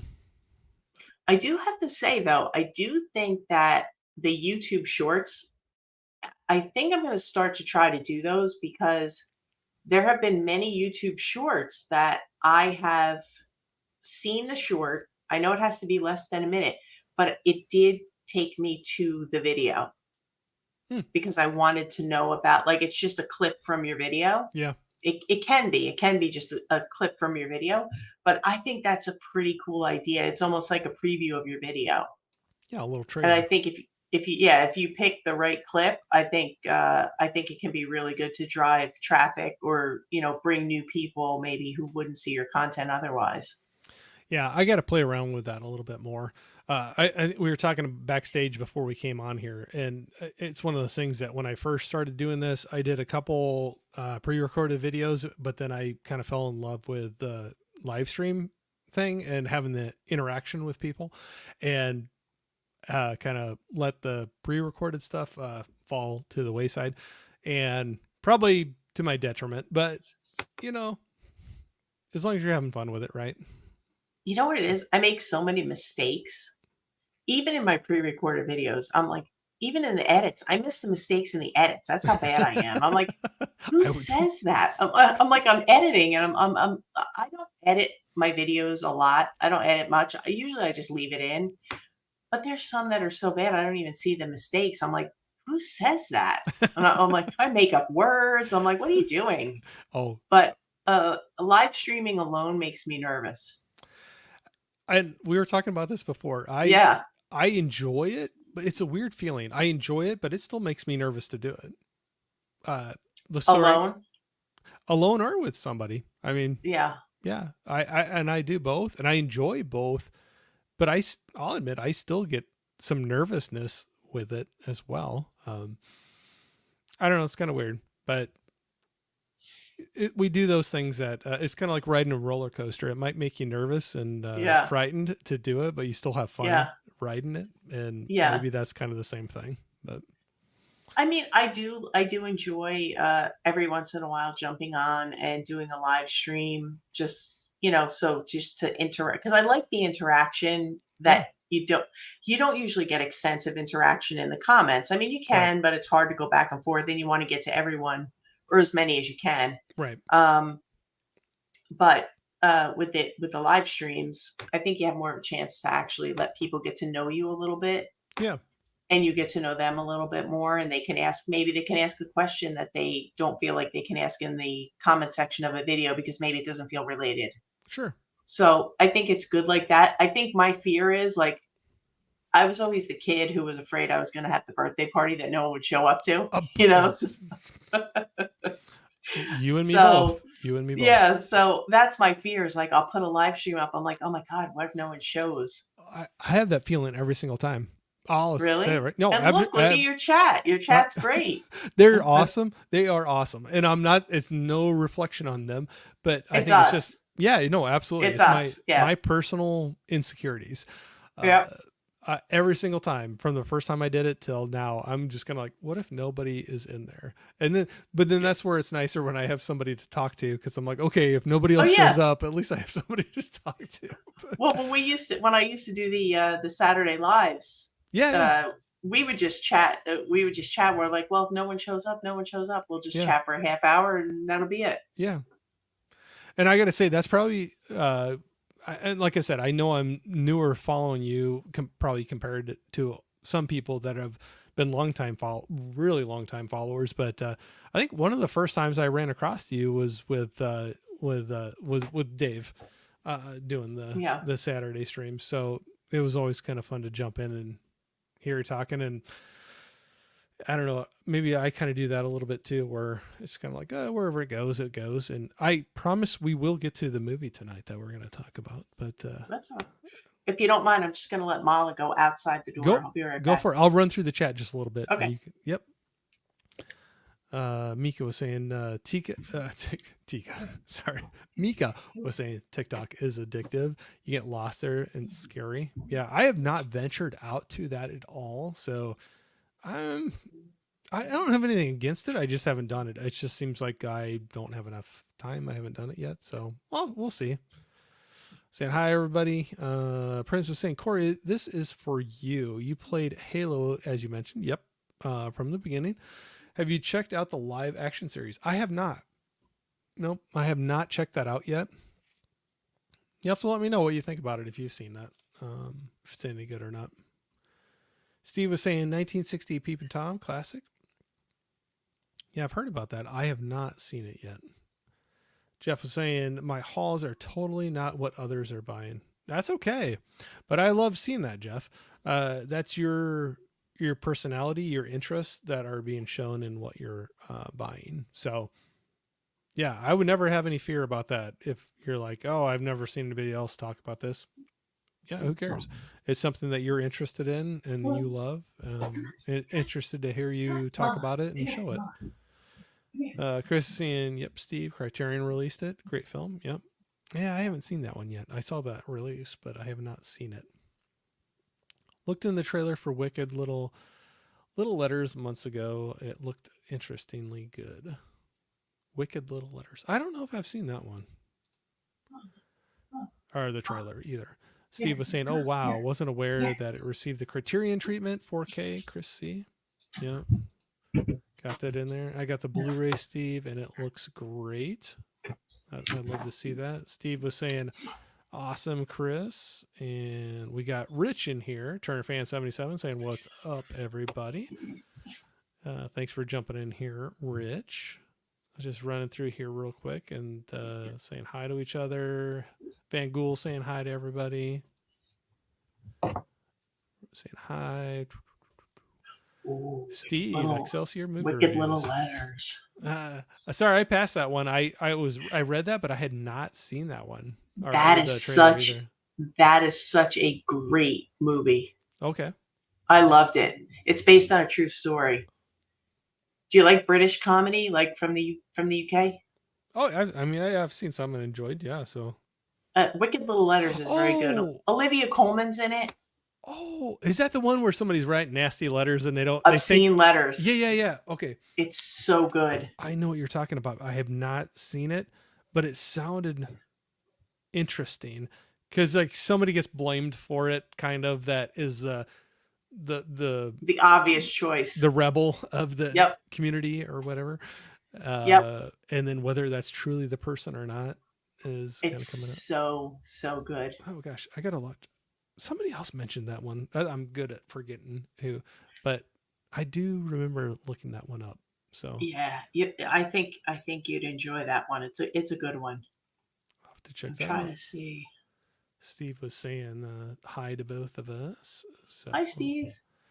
Huck was saying, I'm with you, Steph. Biographies read by the author are the best. Other great ones to listen to are Steve Martin, Elvira, Matthew Perry, Simon Pegg, and Bruce Campbell, all winners. Oh, yeah. Okay. All of them sound great, but I'm pulled pretty quickly to Simon Pegg and Bruce Campbell.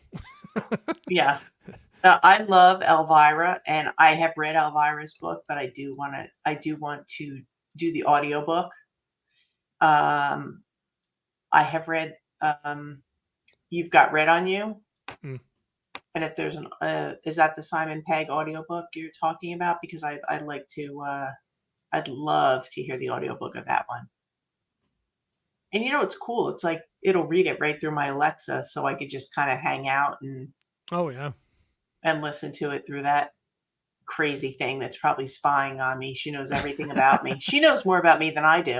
Oh, shoot. Yeah, our phones, our speakers, everything probably knows more about us. Did you ever see the movie Snowden? Snowden? No, I did not. I know what you're talking about, but no, I have not seen that one. That made me the most paranoid person ever for the longest time. I was putting Post-its over my webcams. I'm like, he's right. They're watching us. And then I Unplug just gave that. up. Yeah, I just gave up because I'm like, I have a phone. They're Yeah. tracking me everywhere. It doesn't Yep. matter anymore. Yep. Well, that's where I always get freaked out when once in a while we'll be talking and my phone will start talking like, what'd you say? It will speak out like I was trying to ask it Oh, something. And I'm like, I wasn't talking to you. I wear an Apple Watch, I, and I and got, not because I'm got one. fancy. Yeah. It's because I want it when I work out. I Yeah. want to see where my heart rate is. So Yeah. what I found out is the thing started sending out text messages to people. It would repeat what I said. Oh, You've got to be really careful if yeah, right. someone's.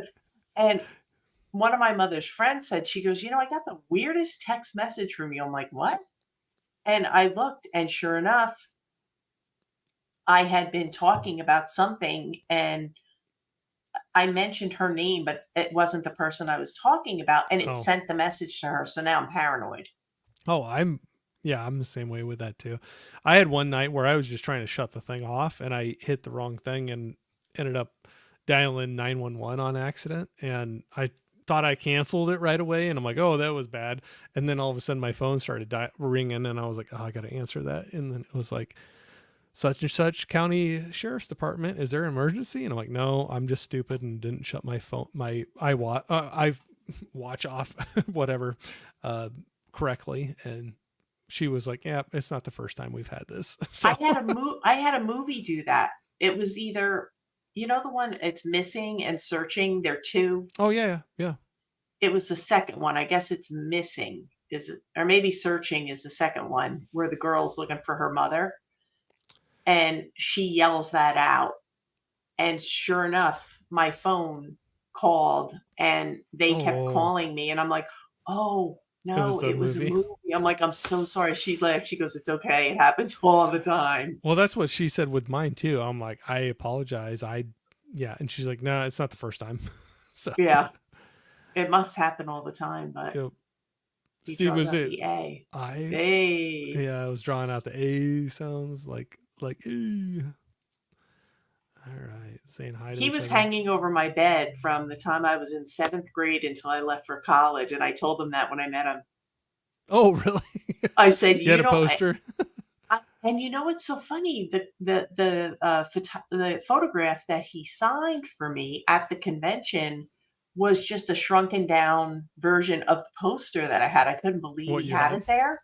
And I said, "You don't understand." I said, You were hanging over my bed from seventh grade until I left for college." And I'm like, you were like my everything." And he was so sweet. He was such a nice man. I heard he's great to meet. He's lovely. If Yeah. you ever have a chance to meet him, and like Kelly and I both grew up watching Happy Days, and she was right behind me in line. Of course, I got the handshake because like I come walking up, and Kelly's easier on the eyes than I am, and she got the full frontal hug from him. She goes, "I got a full frontal." I'm like, "All right, well, you enjoy that." Yeah, exactly. Well, He I could, definitely likes the ladies. well, it would be no different between me and my wife walking up Yeah, to him either. I'm sure it would be the same yeah. way and I I got wouldn't the I blame got him. I wouldn't blame him. yeah, I got the Fonz handshake, and I'm like, "Oh, she's easier on the eyes behind me, so hug her."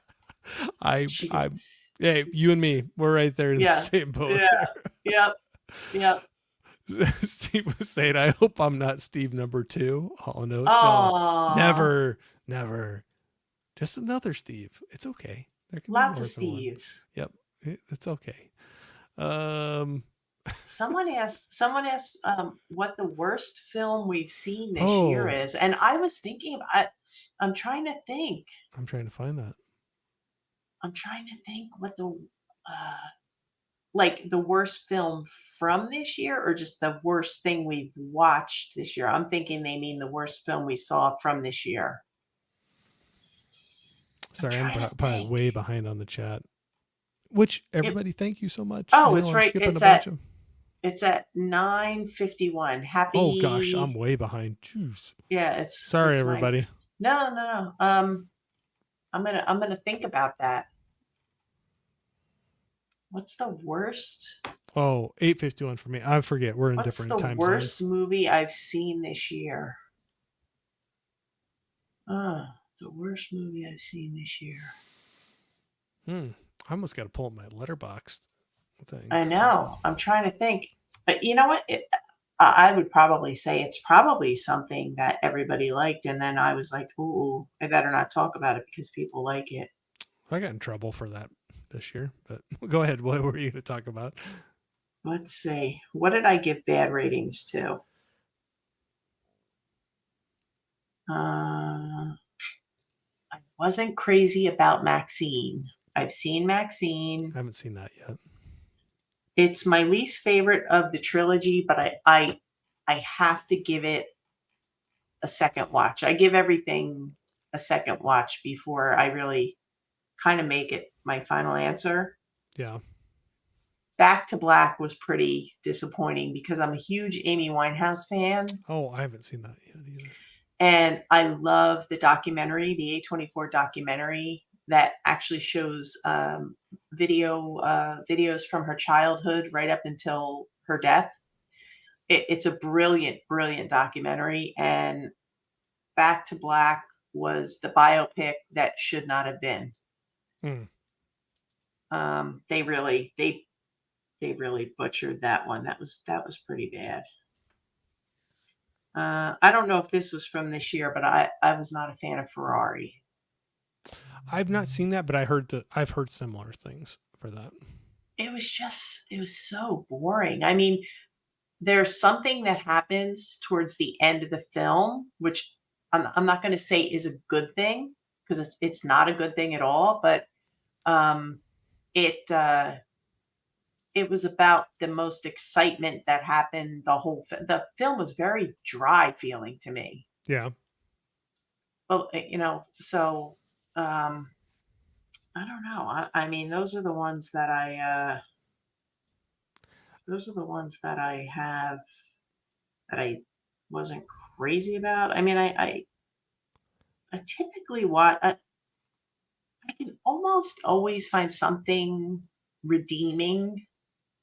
Like, there's not a lot of films that I would say that I really can't stand. It's hard for me to do that, but like I really didn't like the Amy Winehouse Back to Black because I thought it was a disservice to her. Yeah. Well, and sometimes maybe it doesn't mean you super dislike or hate it, but maybe you just like, I just don't seem to appreciate it at the same level as a lot of people are expressing their feelings for it. And I had that earlier this year. And some people will be like, stop bringing this up, Corey, because I got in trouble with it. But I'm not saying I hate it, but one that I just was not sold on as much as a lot of other people was Long Legs. And I don't know if you've seen that one or not. I just recently saw it, and my issue with that one is I think it had a lot of plot holes. Yeah. I felt the same way about. Have you seen Oddity? No, I have not.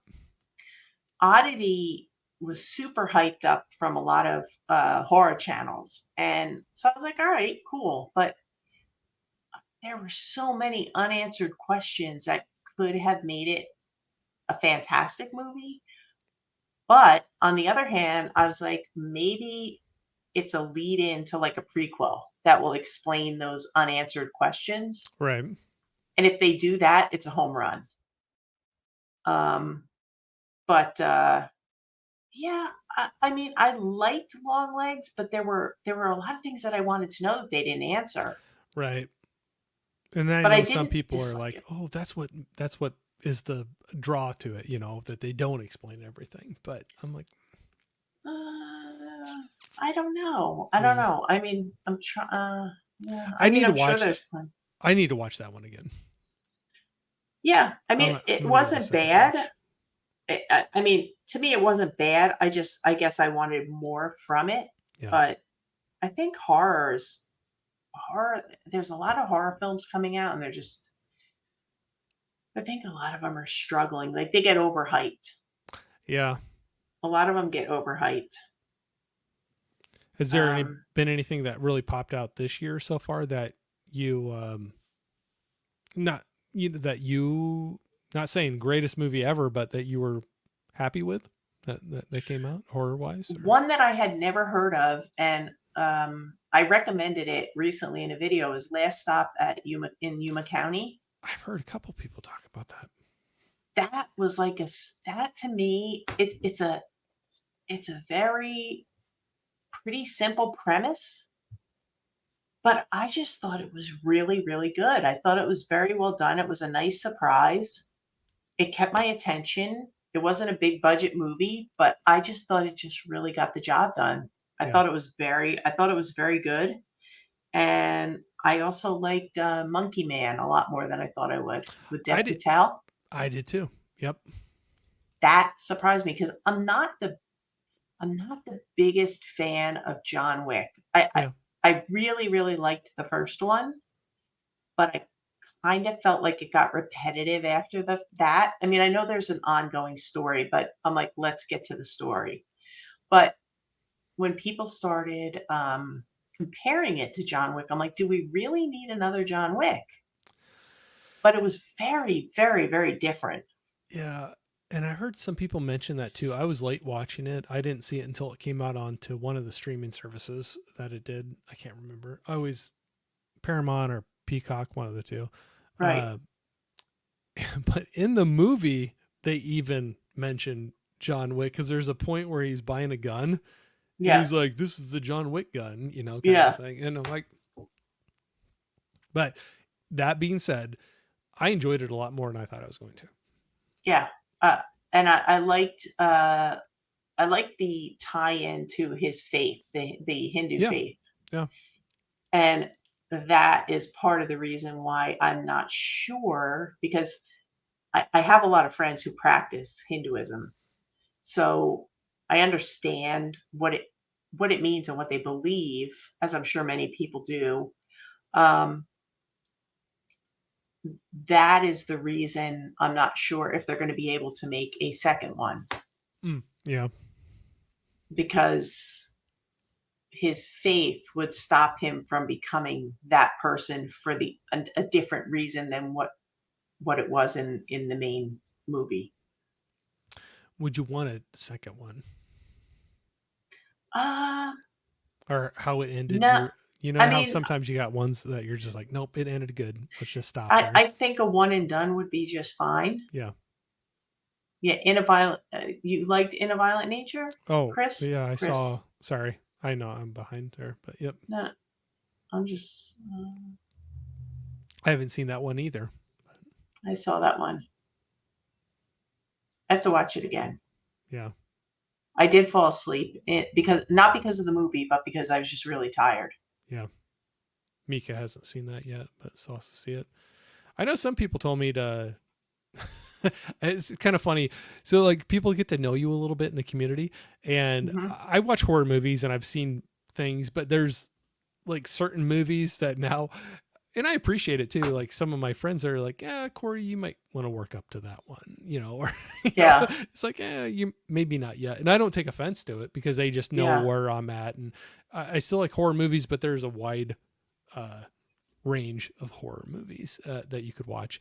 And that was one of them. Somebody was like, yeah, it's pretty intense in some spots. And so I haven't seen it yet. Not because of that, but I just hadn't seen it. But I do that with my friend, John from Planet X too. Oh, he's a great guy. Yep. I love John. Yep. And I'll send him a message.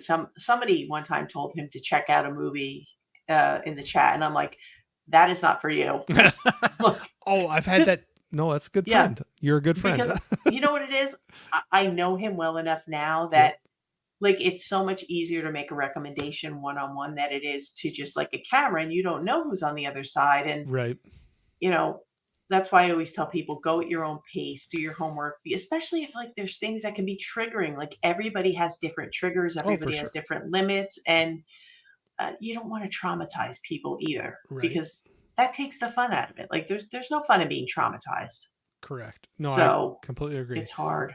You're a good friend, and I have some friends like that too, because I've had some of those instances where I'm writing down movies, like doing a live stream, and then later somebody sends me a message and says like, hey, Corey, that might not be one to jump into right away. Yeah. Like, not saying you can't handle it, but just maybe check it out a little bit before you jump into Yeah. that one. So Yeah. I told him, I said, you will absolutely not like that. yeah, no, it's good to do that. You're looking out for them. So, Always. Rich was saying, oh no, not at all, man. He's saying, I hope it's okay to promote. So tomorrow night, I'm going to be over on the Faces for Radio channel. Cool. Him and Dave have a long running show there.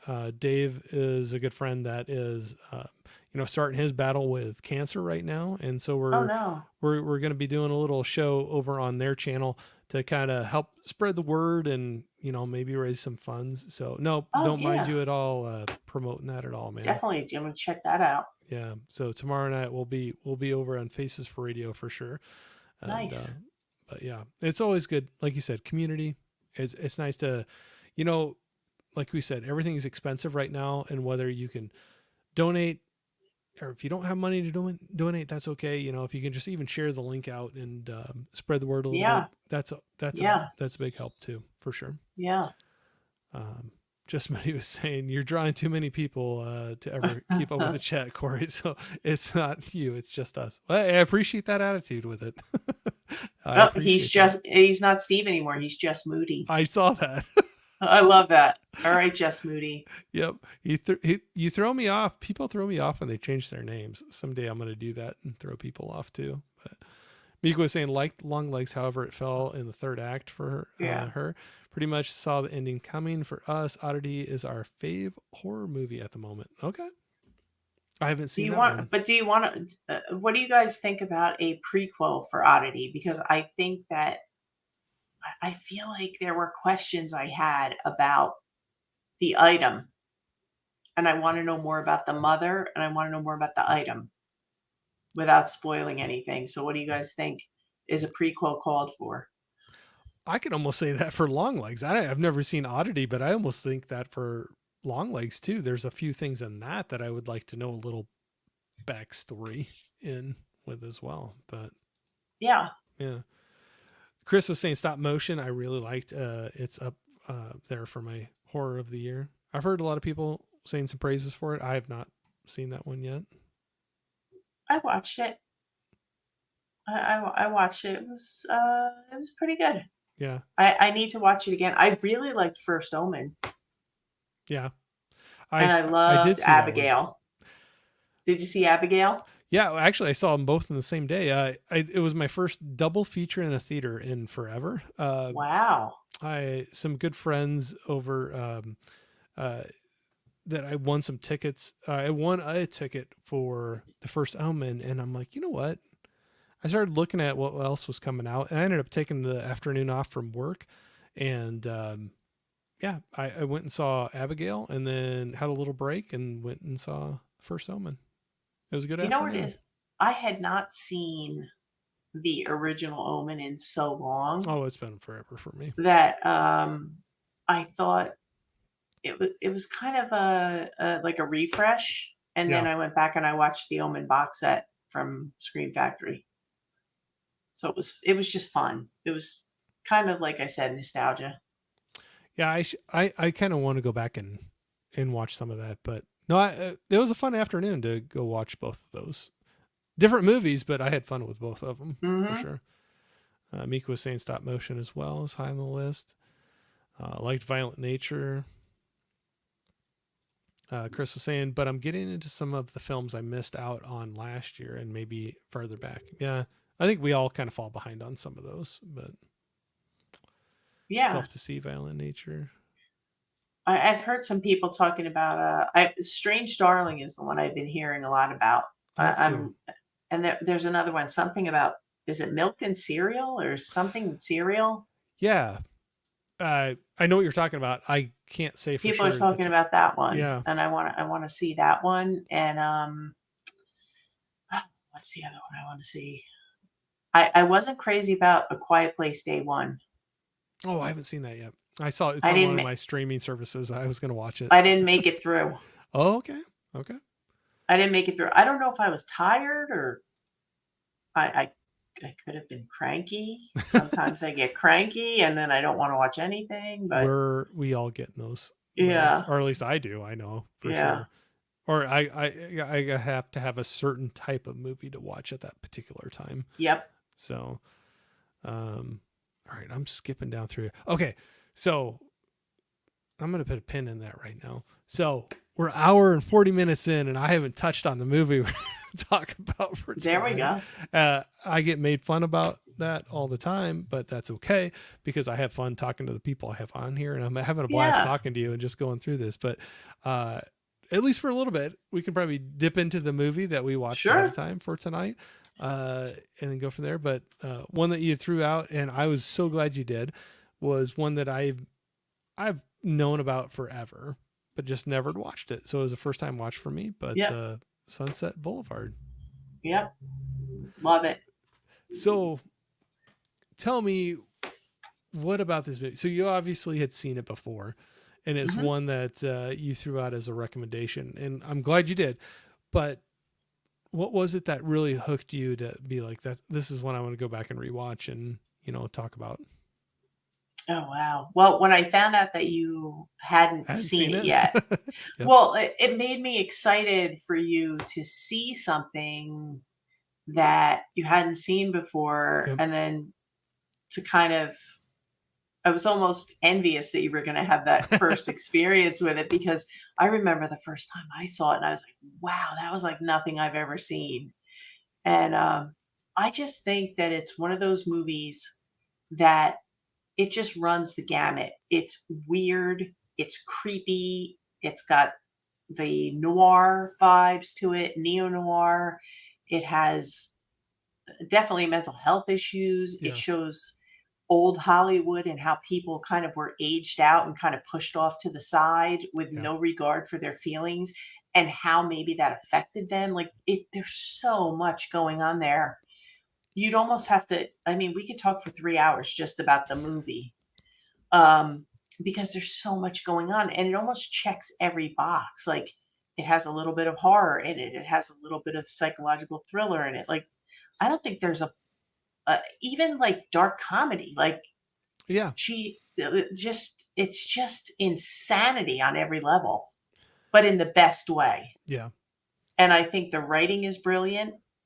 And I was so excited for you to be able to watch it for the first time. And I'm like, but it's not so creepy that it would scare anyone. It's interesting. Oh yeah. And What'd you think? well, and that's what I was going to say. Before, when we started talking a little bit before we went live, I Hmm. probably right here jumping in with this comment. That's what I knew it for. That Hmm. the line. I'm ready for my close up. Yep, Mr. DeVille, or what? I'm ready for my close up. Yeah. That that was what I knew it for, and I'd seen that clip lots of different times, and I knew of Yeah. the movie, but I never saw. So the movie was a lot different than what I was expecting. But I said before, I didn't want to tip my hand too much, but I didn't. I said that doesn't mean it's a bad thing. That it was different than what I was expecting. Right. Right. Um, I so like spoiler, whatever.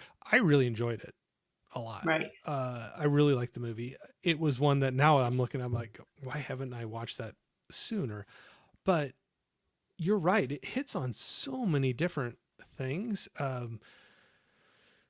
The stars of that time going from the silent films to the talkies, to, like you said, mental health issues, to society, to like people.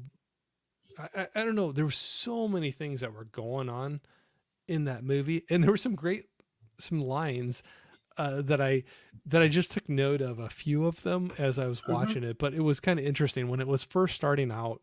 There was one, I don't know why, but it just like kind of stood out to me. But I probably wrote it down wrong, but I was trying to do it for memory. But um, when and I'm blanking on the characters' names, but when the screenplay the writer comes into the contact with the silent movie star, that's kind of been out of the Right. limelight for a little bit. Right. Um, there's some line that she hits. She goes, "I am big. It's the picture that got small."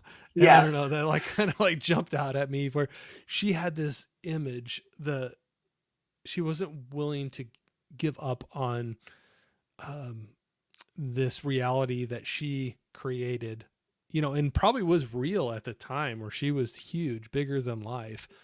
But Right. when that faded away, she just was not willing to let go of that, and was still clinging to that. So that line just kind of jumped out, and I'm like, oh, that was very telling. It's like, no, no, no, no. Well, I'm still doing it. you know what's interesting is like it kind of reminded me of what they did to Joan Crawford when at 35 they started telling her she was too old Yeah.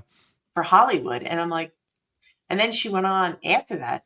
She changed studios and went on to win an Oscar for her role in Mildred Pierce. Yeah. But like at 35, back then they're telling them that they're too old. Like that was the reality. And it was, mostly for the women. They were telling them that they were too old for these parts they wanted because they wanted the young, sexy girl. And they started out as that, but then by 35 they were considered old. And this uh what is her name? I'm losing the name. Um Norma Desmond is Yeah. the character. Norma Desmond was not going to sit back and be basically pushed out. She's like, well, if you're not going to make a movie for me, I'm going to write my own, Yeah. which is how she ends up with the screenwriter. Yep. But but then it becomes like this obsession, Right. And you can you kind know. of see the spiral down for her, Oh because yeah, she doesn't start off. I you can just see a progression as the movie goes on. We'll say that. Um, but that's one thing too that kind of hit me when they were talking about her being so ancient. No, that's so gross. He's with her, kind of a thing, and that yeah, they're like throwing out that she's like 50 or something. I'm like, hey, like, come on, no, wait a minute. yeah, I'm yeah, a yeah, I'm a skip and a jump away from that. It's like, yeah, yeah, let's pump the brakes on that one a little bit. yeah. But like you said, when they're pushing people out of Hollywood at 35, or women, at that age, and so 50 at that time, if they're thinking like, oh, that's ancient, like that kind of hit me where I'm like, okay, that Well, doesn't seem too old to me. 50 to them was dead, but like, Right, because like right. at 35 they were done, but like you didn't see them pushing Humphrey Bogart out. I agree with Like you. it was okay to have the older gentleman, Yes. but nobody wanted to look at the older lady, so they would just push them out for the next young gal that was up and coming. And Norma Desmond's character was like, "Yeah, I'm not having it." Yeah. And I mean, even Betty Davis, she ended up she actually left the country for quite some time for the same reason, because the studios wouldn't give her the what she thought were the A roles anymore, Yeah. because they thought, okay, she's done. So she went over and she worked overseas for quite some time, a few years, to show them, hey, listen, I can still work and I can still make movies and I can make good movies. But Right. that was a very common thing in Hollywood. And like what you picked up on, as they're going from the silent films to the talkies, that was one of the things that I loved most about the movie Babylon, which everyone that I talked to couldn't stand it, and I loved Babylon because I loved that it took place in that era when they were going from these silent movies and they had to learn scripts and dialogue, and like And they were some used to couldn't doing. translate to it. Right, and they Yeah. were used to doing, like, physical comedy or physical acting, or like, imagine now if they took your dialogue away and you had to learn how to act physically and show all your emotions physically. Our actors couldn't do it. Right. That was a huge moment in Hollywood, Yeah. and I thought that was woven into Sunset Boulevard brilliantly.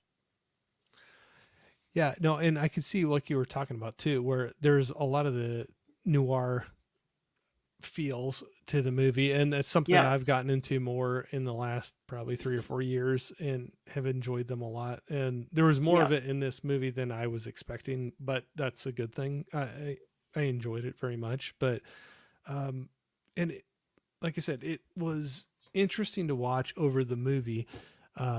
So like you said, and I have to look at the name again too, but Norma Desmond, the silent actress, this big star at one point that has fallen from grace kind of in Hollywood. Right. Uh, from the beginning, going a little quirky to like, you just see the spiral kind of going down and going further into some darkness. And it was interesting to watch. I'd say for that time, for like 1950, I think this was 60. 60, is it? I think. Okay, Yeah, sorry. 1960. No, it's 1960. I'm good at saying things wrong, but No, you're right. 1950. oh You're right. 1950. no, that's okay. Yeah, I wouldn't argue with you because I'm like No, I quote things wrong all the I time. was thinking of something else. See, I told you I make mistakes all the time. Oh, me too. So we're good 1950. together. You're We're good. right. Split down the middle. But I it's a maybe I'm wrong, but it seemed like a longer movie for that time. It was just short of an hour or 2 hours, I mean. Yeah. Um, but it didn't feel that long when I watched it. So when I saw that, when I went to put it in, I'm like, oh, do I want to start it tonight? Kind of a thing. Cause it's, Yeah. almost 2 hours. Right. I don't think it felt that long to me. I thought it moved along. I'm not saying it's fast paced, but it kept me intrigued, I guess. And like I said, some people said like it felt like it went a lot faster than, hour 50, 2 hours, but. Well, I think it sucks you in. Mm-hmm. And I think that the more it goes on, the more insanity starts to set in. Mm-hmm. And I think it's easy to make a film feel like it's moving at a better clip. The pacing was very good, I thought. But also, like, there's so many details, like the fact that she just had pictures of herself all over the house, Like and tons like of them. Yeah. tons of them, and like the when she had like the cigarette in the finger thing, and she's smoking, like she's Yeah. nuts. And I'm not even going to get into the story with Max, the butler. Oh gosh, there were so many things that came out towards the end that I'm like, what? Oh my God. And that's why I think it didn't feel as long as it was, because there was always something around the next corner Yeah. that you didn't expect. And like Buster Keaton sitting there at the card game. Oh yeah, yeah. Yep. Like the card and the New Year's Eve party, that was insanity. Yeah. It's like their So own little many reality things. that they but I almost felt like the house and the grounds almost felt like a character too. Oh yeah, absolutely. And almost represented her, Norma. Yeah. Where at one time this was the biggest and greatest and most lavish thing that somebody could look at, but on the outside it was falling apart. It was dilapidated. Like things were unkept, but inside there was some fancy things and money that you could see that had been spent. Now I just found it interesting. I was like, well, there's some parallels there between that mansion and the grounds and her, in that situation. But. Yeah. It's definitely, without a doubt. And like her obsession knows no boundaries, because she seems like it starts out where she's kind of obsessed with herself and her career. And like you said, as time goes on, it just spirals and it just spills out into every aspect of her. Like she's obsessed with everything. Right. That's just who she is. But I think that's what makes it one of many things that makes it fascinating to watch, and to just watch someone unravel before your eyes. Yeah, she definitely did, I think, through the movie. And I have to look at names here.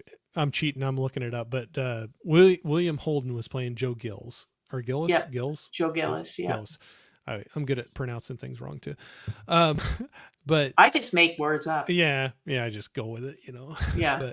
But so him in that role, it's interesting. What were your feelings about him?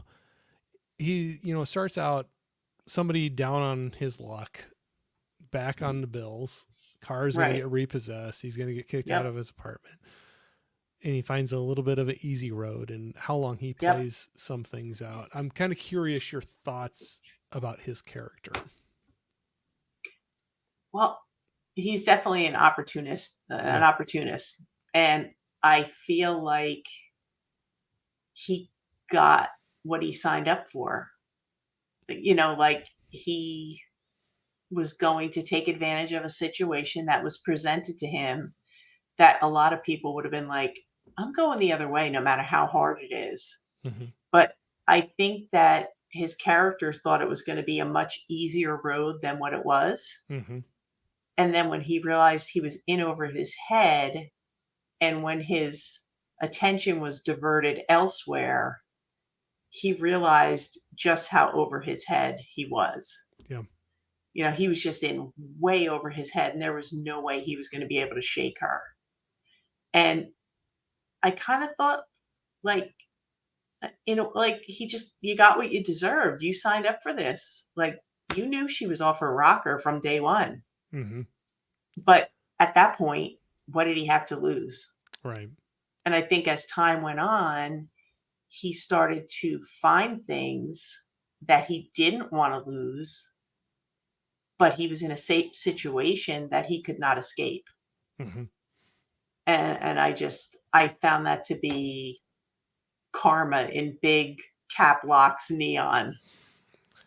Yeah, and I think anybody that sees this, like not being spoiler and not going into it Right. too much, but I think right off the bat, you see at the beginning of the movie, there's the whole, well, I always wanted a pool, and I guess I got a pool at the end, kind of a thing, Yeah. and I'm like, yeah, that's kind of like maybe, the voiceover kind of giving little uh comment to karma a little Yeah. bit, and it's like, well, I guess I got a pool, but how do you feel about that? I know it's kind of different. Some people have some strong feelings about movies that start off in the future At and the kind of go end. back to at the end, and they go back to the past and lead back up to what you see at the beginning.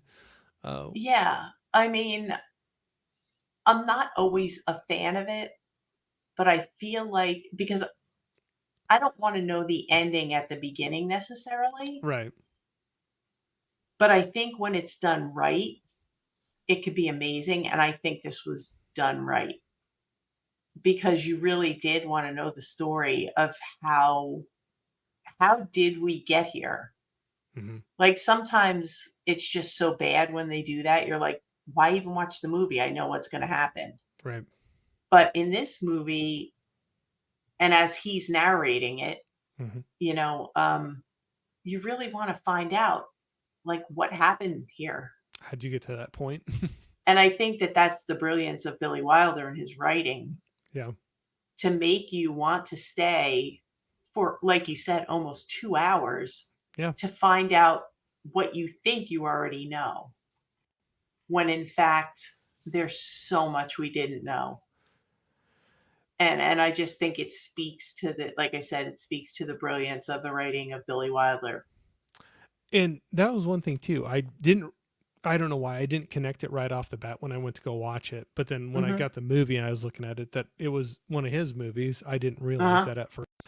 But, maybe the time, the length of the movie was, I have to go back and look at some of his others. Maybe it's normal, but for some reason, I was like, wow, that's, pushing 2 hours. That's, maybe it's not different, but I'll look back. I know I got a few others that I have in the collection that were from Billy Wilder, but maybe they're all hitting in that same time frame, and I'm just thinking out of context there. But Well, I think I've seen both. I mean, not necessarily just from Billy Wilder, but like from movies from that time period, like like say 1940s to 1960s. mm-hmm. You can get something that's an hour and 15 minutes, Right, and then you can get something that's 2 hours. yeah, And I think it really depends on how it's put together because a lot of them I feel like, wow, I could have even gone longer with it. right. But I think with this one, they knew exactly when when they were finished. It did not overstay its welcome for me. Not at all. No, Not at all. And I mean, if any of you have not seen it, I mean, I highly recommend it. I love, love, love the movie. And I think like there were so many like there were just cringeworthy scenes. There were scenes when I was laughing out yep, loud. there were other things when I'm like, what else can possibly happen? And then you go around another corner and there's another surprise. Right. Like, I don't think you could guess what the movie's going to be if, even with that first scene being the ending, Right. basically. I don't, I don't think there's any way that I personally would have put that all together. I can see that too. And that's where, like I said, it kept me interested the whole time. And I would say right Me now too, too. I would recommend the movie as well. First Yeah. time watch for me, so first time going through it, but I really enjoyed it. Um, so I'd have to say, I was trying to look. I think I don't have a ton of his movies in my collection, and not to venture off here a little bit, but uh, I think three of them I see right off the bat that I have are The Apartment. Oh, Yep. so now I have Sunset Boulevard. I did get that, but besides that one, The Apartment, Ace in the Hole, Yep. and was it Double Indemnity? Was him too? Yep. Yep. So I Uh, think those for sure I have in there as well. And I'm curious to see where you think, if you've seen any of those, if you've seen all of them, where this ranks among those. ooh. Have you seen Some Like It Hot? Yes. Yep. Sorry, I Okay, do so have that one too. that's I do two. have that one Okay. too. Yep. I missed that one. There's so many. There's the fortune cookie, Kiss Me Stupid. See, and I have not seen those. The apartment is great. Some Yep. Like It Hot is Yep. great. Uh, Witness for the Prosecution. I always heard about that. Um, I have not seen that one either. I'm just looking through my little list here. Ace in the Hole, Sunset Boulevard. I mean, I would have to say I think Sunset Boulevard is absolutely by far my favorite of his. Okay. Yeah. And I It's can't argue that. and a Double Indemnity is fantastic as well. I think it's just that I think the difference uh, for me personally, if you're talking about making a recommendation Yeah. to someone else, I think that the reason I put Sunset Boulevard just above Double Indemnity is because I feel like Sunset Boulevard is a film that pretty much almost everyone can find something to enjoy in it. Sure. Because even though some things are not meant to be funny, they're funny. They're awkwardly funny. It's dark comedy. It's psychological thriller. It has, like I said, it checks every box to me.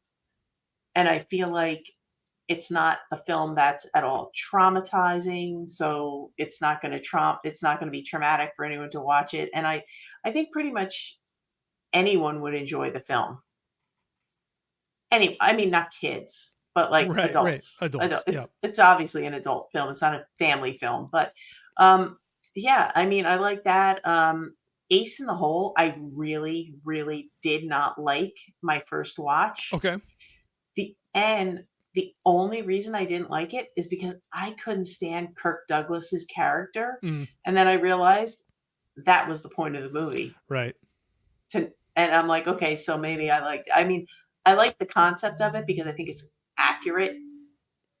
It's very accurate Yeah. about news and sensationalism of different things that happen. Um, but I felt like Kirk Douglas almost overacted in that one, if that makes sense. Yeah. No, I can see that. Yeah. Um, but upon subsequent watches, I've grown to really enjoy that one. Yeah. Um, Some Like It Hot, I love. I just think it's so funny. It's It's so much funny. fun. Yeah, it's just so much fun. And The Apartment is a classic. Yeah. Double Indemnity is awesome. It's hard to find a bad one. I was gonna say he's got quite a few under in his resume there. That Yeah, The Fortune Cookie's great. I gotta see. I have not seen that one yet. I have to. You know what? That you could pick that up for a song if you wait for a Kino sale. Kino does. I mean, you could probably pick that up for like $7 on Kino. I'll wait for a sale, but I'll watch out for Yeah, it. but I mean, he had it's a if you do his filmography on IMDb, Yeah. 236 titles come up. Yeah. So he's got a wild filmography, but out of the ones that I personally have seen, Yeah. I'm still gonna put Sunset Boulevard as my favorite. I'm going to say out of the ones, I know I haven't seen a ton of them, but like some of them we thrown out there, I've seen, it's got to be, I'm bad at ranking things, but it's got to be towards the top. I have to see it. Like I said, I think somebody even that is not into like classic movies or older movies, I think Right. still could get pulled into the story on this one, you know? That's what I mean. It's an easy movie to recommend to pretty Yeah. much almost anyone. Yeah. And there's a lot of people who, for as many people who really love classic movies, there's just as many people who are just like, "Oh, that's not really my thing," Right. or "Not yet." Maybe some do it somewhere down the road, but I tell people, I'm like, "This is not your typical what you think of when you think of classic movies." It's very unique, it's very creative, it's off the charts, it's crazy, it's got everything. It's got all that in. I think it's got some themes that still carry over to Oh, today, you yeah. know, like, Yeah. so yeah, there's so many things. Yeah. There's themes going on with Norma, and then also, oh, I'm blanking on his name now too, but the two main, Norma and Joe, Yep. Gills. Yeah. Anyway, there's things that they're doing in there that could be translated to today in a lot of different situations. And so I think Yeah. there's a lot of relatable things, but then there's like you said, there's some crazy stuff. You go from like funny to like Yeah. scared to sad to, I mean, it kind of runs the gamut with a lot of the things Yeah. it does with the movie. But Yeah, I mean, you can't help but at times feel bad for her, right. but then at other times, like, you're just like, "Just run and don't look back, like, just go," but Yeah. he keeps going back, and He that's what gets, happens. yeah, gets trapped with the having a comfortable lifestyle maybe, and or whatever, you know, and puts goes with some of the things, but then yeah, no, there's a lot of things you could dive into on this Yeah, movie. without spoiling it, Yeah. yeah. Trying to Yeah, for keep it for higher people. level, but Yeah, we're definitely skating around a lot of things, which is hard to do, but, yeah. if you haven't seen it, definitely check it out because it even if you stream it somewhere, it's gotta be streaming somewhere, but Oh, probably somewhere. and I But mean, I think, like I told Corey when we talked about it, I said, "I think you could probably pick it up really inexpensive," because I love the movie so much that I own multiple copies of it because I never wanna be in a situation where I do not have it. yeah. I just and there's not a lot of movies I do that for, just where I'll just pick up a basic Blu-ray copy just to have it, Yeah. which is another complaint that I have about this. That it's a Why does basic this why is this not in the Criterion Collection? I would be Or surprised. However, well, Kino or Criterion or something. How many Billy Wilder movies are in one of yeah, those? You I know, mean, this is just a basic Paramount release. this one I'm surprised because it's not an unknown title. Like I said, I hadn't. Yeah, This I is the mean, first it's time very watch for me, but I've known this, and yeah. there's like scenes from this. I'm like, oh, I've seen that, or that line. I've heard that line before, and Yeah, everybody's heard the line. I mean, yeah, it does have over 2.5 hours of special features on this Blu-ray, which but I need to dig into as well. But but it definitely deserves better than just. I mean, I've seen films that are so bad and they get such a better release oh, than I know. this. Well, there's like And not anything to it. And when I opened it, I almost thought I didn't have a disc. Like the disc is even like I pretty much the same know, blue color. I know. Yeah, you don't even get a little booklet with it. Yeah, And it's just like, he's got films in the collection, the Criterion collection. He's got films in Kino. So yeah, I don't even care if it gets a 4K. I just want it to get a really nice release, like a stacked release with a lot of goodies in it, because I think there's so much you could do with it. I I think think if there's. somebody got their hands on it and I just don't think gave it a any. nice release. I don't think anybody would think twice about it if you threw that out there because there's been so many, like you said, there's been, and it's not like putting down other movies, but this is not a nothing title, you know, like Yeah. it's so, and it's not a nothing director. It's not a nothing. Um, yeah, yeah, you can look back at a bunch of these and like, I'm surprised this hasn't gotten the special treatment yet when Yeah. so many others have. And Yeah, I But mean, maybe it's and licensing. I don't know. I mean, well, it could be. I mean, with all there's a lot going on. There's a lot of shuffling going around at yeah, Paramount, so yeah. it could be a rights thing at the moment. But still, up until this moment, there have been other titles that have found their way to special editions and whatnot. And as our my new friend Jess Moody, aka Steve, As I'm um, behind on the chat, which I yeah, probably need to he catch up he on. pointed out, to a 4K, and I'll tell you, he's right. He's not wrong in that one. He's right, because I don't think I've seen anything more beautiful than a black and white 4K done right. Oh, They're uh, gorgeous, double gorgeous. and double indemnity. Double Was that? indemnity, yeah. That I was mean, it. just people say, "Well," I remember in the beginning with 4K, and people are like, "Oh, why would you bother with a 4K for a black and white?" I'm like, "Have you seen a 4K black and white that's done right?" Because it's amazing. It's amazing, Yeah. and they are like crispy, crunchy, good. So I say we start like a letter campaign to get a nice release for Sunset Boulevard. We can get our chat here going, and I'd be hard pressed to think that one of those companies would not be happy to release it. I would hope, not that I'm hoping there's like licensing issues, but I'd hope that'd be the reason why it's having trouble getting out. Because after I watching would it and think, all the history I know about it and how yeah, known it is, I am would be very surprised that somebody wouldn't want to put it out and do a nice little package for it. yeah. But I mean, I don't know why it's just been kind of thrown by the wayside.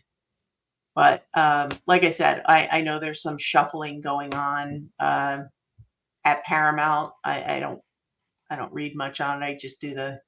I do the cliff notes, but I know there's some shuffling going around, so maybe they're hanging on to their rights right now. I don't know, but yeah. I know there are other Paramount titles that have made it to Criterion, or Mm-hmm. even if they gave it a Paramount Presents release. Oh yeah. Do the nice with the gatefold Yeah. slipcover and the 4K and the Blu-ray and the Those look extra nice. features. I Yeah. mean, yeah, those are beautiful. So I mean, they missed on How the West Was Won. That was not so great, but Chinatown was a beautiful, beautiful 4K I think with the Jack only Nicholson. I think the only one I have is The Man Who Shot Liberty Valance. Okay, I think that's the only one I have of that line. But everybody that shows them off, I'm like, oh, I love that. I like that. Somebody can say it's a gimmick, but I like the little gatefold and opening yeah, up and seeing the original theatrical poster art. poster Yeah, art. It's yeah, a nice touch. Something a yeah. little And then extra. unfortunately, someone alluded to the fact that that could be one of the things that gets the axe with this whole whatever this transition is over at Paramount. Now, I don't have any insider information. I get titles every once in a while. I'm not one of the cool kids. I don't get a lot of review copies, but you know what? I don't ask for them. I don't go after them because I don't think they serve my community well. Right. I don't think my community needs to hear me sit and talk about something that 10 other people are already talking about. So Right. I don't really chase them down, but every once in a while, Paramount will send me a link for something, and I'm like, that's kind of cool. I'd like to have that, and I'll get it. But I would be kind of bummed out if they stopped the Paramount Presents line, um, because not that I haven't heard from anyone at Paramount that that's happening, but I have heard rumor mill that that could be something that happens. And that would be a shame because they are some of their nicest releases. Oh, and I always forget all of them that they have, but I know that for sure there's a few of them I'd still Oh, like to pick up. there's like 46 of them, I think, at this Okay. point.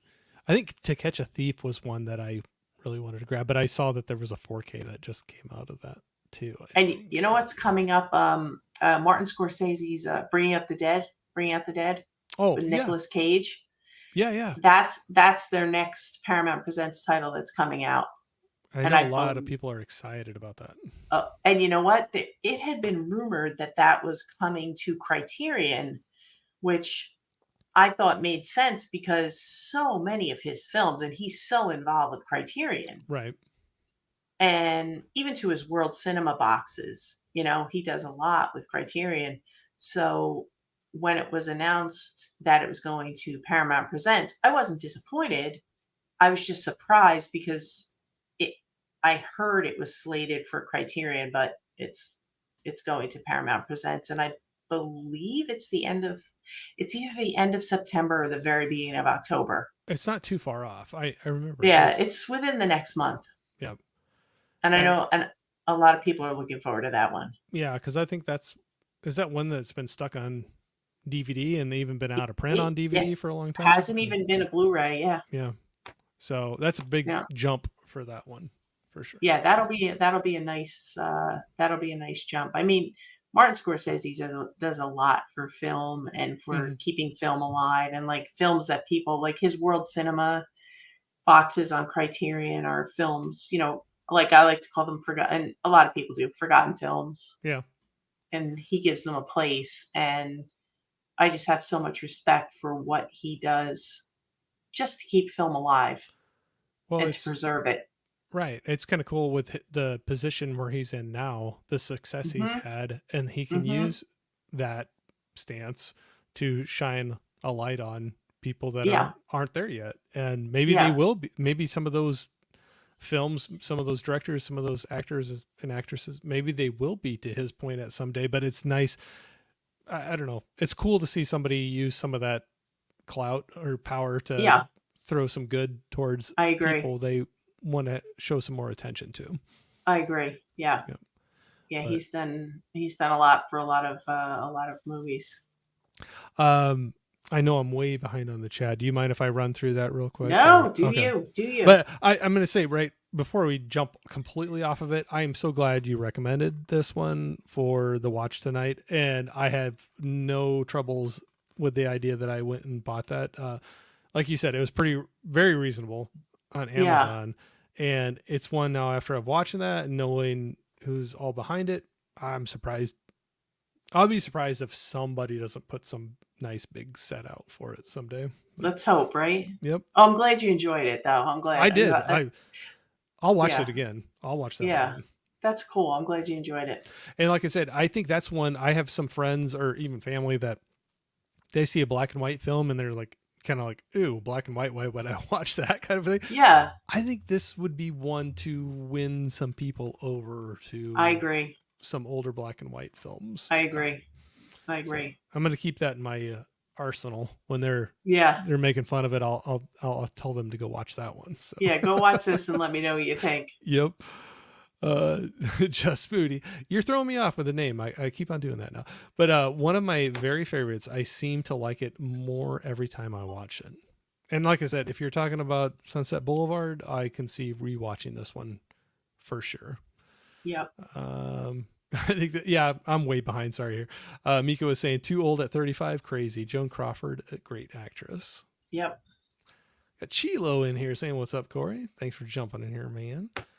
He's saying, I haven't watched Sunset Boulevard, but I enjoy movies from the 50s. I would say if you enjoy movies for the 50s, you definitely should check this one out.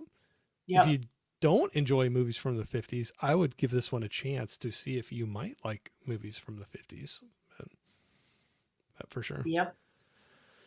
And they pair 50-year-old men with 20-year-old women in romantic comedies. Yep. Come on. That's Yep. true. There is yeah, no, for sure. When you're talking about that, there is a different, especially in classic Hollywood, but probably even today too, there is probably a different standard on age, I think, that's put on men and women and in and out at certain points. Yeah. So like Steve's just saying right there, 50-year-old men with 20-year-old women. Yeah, you probably see that Fine. probably more often than the opposite. Yep. Yep. Brian was saying The Apartment. Yep, that's a great one. That was a recent watch for me too. That was a first time watch when it came out on Kino put that out, and Yeah. I really enjoyed it. The original the first set that I got of that was like a chunky Arrow box set, but it was just a Blu-ray. And then the 4K went to Kino, which is fine by me because Kino's killing it with the 4Ks. Yeah. I mean, not that Arrow isn't, but either one you can't lose. Yeah. Well, I think that's what I got. The Apartment and Some Like It Hot, both 4Ks from Mm-hmm. Kino Mm-hmm. on that one. So giving Billy Wilder some love there. So always knew Yep. what he was doing. If he had a bad one, I haven't seen it.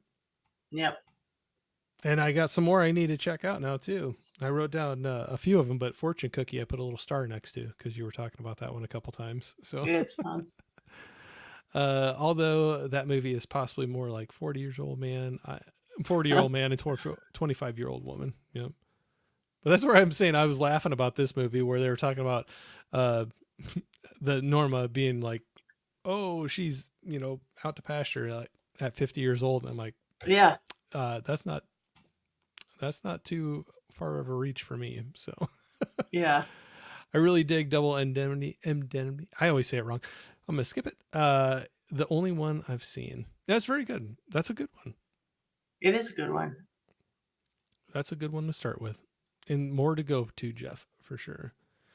Saying, hey D, what's going on? Hello. Saying, what's up, Corey? Hello, Stephanie. Hello. Thanks for jumping in here. Our Jurassic Chaos. I always say it wrong. Chrissy is saying, I have Double Indemnity from Criterion. Need to watch that one. Oh, it's a good one. Okay, give it a watch in Noirvember. Yeah. Yeah, that's it's always good for Noirvember. You get the little themed months going on once in a while. Yep. And I know some people poo-poo on that sometimes, but I'm like, I kind of like it because sometimes it kind of gets you, at least with me, with my watching, sometimes I get in a little bit of a routine sometimes. Me too. Yep. And it's nice to get something to jump you out of it. Even if you're like, oh, well, everybody's doing it in November. Well, I don't care if everybody else is doing it in November, but maybe it gets me to break out of that routine of what I've been watching and check out some great classics. I watched, last year was or this past year was the first year I really jumped in and committed myself, whether I was going to talk about it on video or not, to do the Noirvember. Mm-hmm. And I found so many great films that I had been sitting on. And I'm like, this is amazing. And I did a few videos on it and they didn't really get a lot of traction, but I didn't even care because I just had so much fun talking about the movies and watching them. Right. And these are movies that I could definitely see myself watching over and over every year, every November, because there's just so many good ones out there. Well, and I think each year I've been diving into that the last probably 4 years or so more. I'm newer to it, but digging into it more and I really enjoy it. But each year I find some new ones that I haven't seen before. So one of them I was just talking to a friend with us recently was, I think last year, the one I came across was The Big Heat. Mm-hmm. And that was one I really enjoyed. And, it's just, you come across ones where, some people might be like, oh, I've heard about that forever. And I'm like, well, it was new to me. And because I kind of got in that cycle of like, oh, November and hearing people's recommendations coming out, ran across some new movies that I really enjoyed. I discovered for myself Flamingo Road with Joan Crawford last year. Oh, I have not seen that. That was a good one. That was really a solid film. Come here, Mama. Come here. That was good. That was a good one. I've heard of it, but I've never seen that one. Yeah, I liked it. Double Indemnity is awesome, but I do like Sunset Boulevard even more as well. I think it pulls. Oh, it's been a while since I've watched Double Indemnity, but I think I'm with you there, Steve. I think I'm there with you, and that's what you're talking about earlier. And give me a 4K on it too. Yep. Yeah, for sure. I just think it appeals to a wider audience. Like I think Double Indemnity is great. And I love it too, but I just think that Sunset Boulevard appeals to a wider audience. And I'm more comfortable making that recommendation to just about anybody because I'm like, I haven't met anybody that watched it that was like, oh, that was terrible. Right. Even if it wasn't all their thing, nobody said it was terrible. Yeah. They might come away and go be like, man, that was crazy. But yeah, that was nuts. And it is nuts. It's nuts. But it's in a good way. It's a good one for sure. Chris was saying, yeah, he's agreeing. Most 4K of black and white films are very good. Psycho being one of those. Yep. Another great one. I have the Blu-ray of Chinatown. That's a good one. Let's see here. Sorry, I'm just running through really quick. Love Scorsese. Yep, Yep. for sure. Love his shorts. That's a callback. Scorsese shorts. Huck was saying Sunset Boulevard was Yep. so good. Love that movie. Just saw it this year for the first time. Yeah, I know, Huck. We were just talking about that not too long ago, I think, on one of your streams. Because I think I was talking about leading up to this stream too, but I knew I'd seen it before. But I think, like what you were saying too, sometimes there's some films that you've seen, and when you know somebody has not seen it and they're seeing it for the first time, you almost get a little envious to be able to Yeah. have that first experience with Oh, it again. yeah. And Absolutely. Chris is saying, I'm starting to get into older films. That's what my second channel is based Oh, off cool. of. Have fun doing it. Good job, man. Nice. I got my hands full with one channel, so Me too. I appreciate the work you're putting in. November, I like it. Yeah. Yep. Detour and Gun Yep. Crazy are a couple. Yeah, Detour they're I've great. seen. Gun Crazy I've heard so much about, and I've Gun not Crazy's seen a it. blast. I have not seen that one yet. And if so many people have mentioned that one, I have not seen that one yet. But Detour, I just saw that maybe last year. It's been recent. Mm-hmm. I'll have to check that out. Yeah, I'm up for suggestions on what noirs to watch. Kino has some nice sets. Yeah, Yeah. they put Kino out a does lot have of. some nice sets. Yeah, for sure. Warner Archives. Warner Archive. If you Yeah. go on if you just go on Amazon and you look up Warner Archive and you could do like noir Blu-rays, so many great ones will come up. I'm even trying to think of the one I got off of Warner Archive that oh, that's what's bad when you start forgetting titles. I'm good at forgetting titles, but I'll have to think about that. But yeah, I agree with you. They put out some good releases as well on there. Legend is great about the craze. I also have Legend with Tom Hardy. Oh, Yes, there he you go. plays. They're gangsters from London, and they're twin brothers. And there's also a second sight release, and it's called The Craze, and it's about those brothers. And The Craze is very good as well if you get your hands on that one. But Tom Hardy I love Tom Hardy, so I could watch him in anything. I've not seen that one yet either. Legend. Legend, I have not seen that. Yeah, one it's yet. very, very good. And both of them, the Legend is very good, and also The Craze. They're about the same brothers. Oh, it's drive me nuts. Have you ever? I get this all the time when you're trying to think of a movie and the title just escapes you, or is it Every just me? day. I have a soft brain, so every Oh day. gosh, apparently I do, and I'm. Oh man, I am. Key Largo's a good one. I know Mitchum was in it, and I'm completely forgetting. Night of the Hunter? Is not that one. That's a good one too. I thought it was him too. No, I'm probably getting the wrong actor on there too, but I'm trying to look it up. Sorry, this is where I'm trying to like multitask and look it up. But Out of the Past. Out of the Past. Have I don't know if I've seen that one. I think I have it. I think that was a Warner Archive that I picked up that I did not Okay. know about, and I really liked it. It's got Mitchum in it too. I knew it wasn't Night of the Hunter, but I was blanking on it. But it's called Out of the Past, and I really enjoyed that one. I have I'm to kind of see a if I have sucker it. for the people that have, kind of the dark past. They try to break away from it and lead a happy, Yep. normal life, and then it kind of Yep. comes back to haunt them. And then whether they're successful when it comes back or not, Yep. is here or there. But I'm kind of a sucker for some of those movies. But Let's that Out of the see. Past falls into that kind of realm. Oh yeah, Out of the Past. Yep. But I think that was I almost want to say that was a Warner Archive that I kind of did a blind buy on, and I was happy with. But Let's see. Oh yeah, I have that one too. It is Mitchum. I was just Yeah. completely blanking on the Yeah. name of it. It's Robert. It's Out of the Past. It's Jane Greer and Yeah. Robert Mitchum. Yeah, Kirk Douglas, a young Kirk Douglas is in there too, and It gets an 8 out of 10 on IMDb. It can't be bad. yeah, and that was one that was kind of a. I think somebody offhandedly mentioned the title, and I was like, "Oh, Mitchum, I've seen him for Night of the Hunter. I'll try it out," and I ended up liking that one quite a bit. But It's one that it says on Amazon that I must have picked it up for last season and I just didn't get to it, but I'm going to put it high on my list for this season. yeah, I really like that one. I have to go back and see that, but that's where I'm bad. Where you said you have soft brain, I do too. Where it's Yeah. I'm like, I know the movie and I can't think of the name of it, but Yeah. Oh, there we go. If you're saying that's a great one, Corey, if you're chiming in about Out of the Past, but Yeah. That's a good one. I really like that one. So, and I have the Night of the Hunter 4K.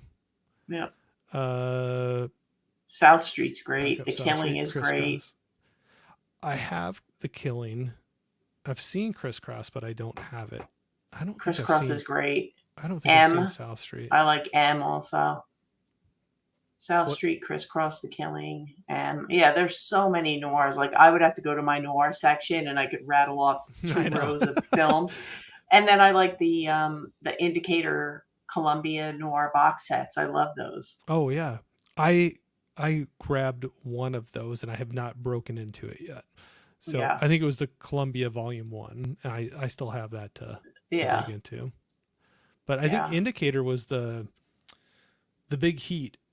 I think that one I The Big mentioned Heat, earlier. yep. That was an Indicator one that I grabbed from them. I think it was in one of the big box sets, but it was by the time I found out about all those, the set was sold out, but I just bought the individual. They did the individual. That's also, I don't know if it's still going on, but I know Orbit is or was having a big Powerhouse Indicator sale. I don't know if it's over or not, but for anybody out there, Mark over at Orbit, it seems like the last week of every month he's doing a different label that he's doing sales on. So the prices are really good. I mean, I saw some Indicator films on there for like $15, $16. Oh yeah, which is really, really good. yeah. And Warner Archives, Steve always, Jess Moody, he's kind enough. He's kind enough to let me know when the Warner Archive sales are going on because they're great. You can get some great finds there. Hey, let me know too, because like I said, yeah, I'll let you know. That Out of the Past was one of them I came across, and it was one of the sales that I think I got it for a pretty good. I can't tell you what I paid for it, but it was on sale when they were running some of those. But yeah, I think those fly under the radar a little bit. They have a lot of great titles on them. They're not the big fancy sets, but man, there's some good movies they put out, and they look good too. Yeah. But Orbit was, saying I love Orbit. I was lucky enough. Well, Jeff was one of them I was out there with. I was lucky enough to take a little trip and meet up with some people, and we got to visit Orbit DVD in person at the shop out in North Carolina. So that was that was fun. One of my best friends is moving down there next month to Asheville. Yeah. So now I have an excuse to go down there and go to the store, which will be a terrible thing because I better bring a lot of money because I'm like, if I get in a store in person and I can actually pick something up and look at it and smell it and it's different. It's different when you're there. It is. I said the same. I said the same thing. I was like, oh, I wish this was something that was close to me. And then I sat there for a second. I'm like, no, I don't, because I'd be in trouble. You'd be broke. I'd be in trouble. But it was crazy seeing these awesome sets just lined up on a wall. And I only usually see little pictures on my website, I'm checking out to buy them. And it was different seeing them just lined up, sitting in front of you. And you know what? They run such a great business. Their customer service is so great. They're on top of everything. I can't believe how fast they ship too. Oh my God. And the way they package everything. And if you have any problems, like you get a live person who gets back to you. And I've never had a problem with them. Well, the thing too, we were joking about was they're so transparent. Like even on their website, they'll have like a section of like, well, this one, there's creases on the sleeve. And they show the pictures. Yeah. It's awesome. Yeah. So you can be like, I'm I'm good with that. Give me the discount and Yeah. I'll take it. So when we were in the store, they had this little end cap that had their damaged section that was cheaper. We had multiple ones we were holding up. There was like 4 or 5 of us sitting there looking at it like, do you see what they're talking about? They're Like, perfectionists. I well, love it. but I love it. Yeah, collectors. Yeah, there's no way you would not love them being a collector because, and then we'd be looking at like maybe that. But so if you're to the point where you're like looking it over and like maybe that's what they're talking about, they're looking out for you. So that's the Yeah. thing. I've never had a problem with their shipping, but I know people, unfortunately, some things happen that they had a problem and they fixed it right away. They're incredible customer service, but that's why they get the customers coming back to them all the time Oh, too. yeah. And I mean, the word of mouth is definitely out Yeah, um, in the community here for sure. online. And I know that when he does his Thursday lives on Instagram, he's like, our online sales have just exploded Hmm. since everybody's talking about them. Yeah. Well, it's And great for a Diabolic's company like good. that. Yeah. Diabolic is good too, but I find that Diabolic is a little slower with the shipping. Mm. Like Orbit, it's like you put your order in and all of a sudden you get a shipping notification an hour later. That's where I've had that before too, where it's like your label has been created. I'm like, Yeah, I just put that in like two I hours know. ago. I know. I know. And it ships fast. Like I said, I'm not like super, super far away from them, but I'm not Yeah. really close either. I'm just surprised in a good way how quickly it shows up at my doorstep. So, Yeah. and the way it's packaged, like you said, Yeah. there's nothing shaking around in the boxes. I mean, they know what they're doing with it because they're collectors as Absolutely. well. But Absolutely. Yeah. uh, Justin is saying I might have to make this November as well. I'm getting wound up here.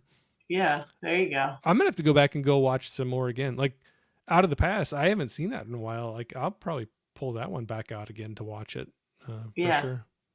Yeah. I have my I'm starting with the faux horror right now to kind of ease Oh, into the yep. horror.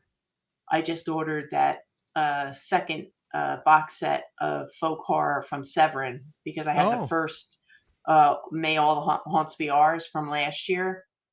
I watched every single film in that, every special feature, everything, and then they just announced the second box set of that. So I have that coming, and I will watch it from beginning to end.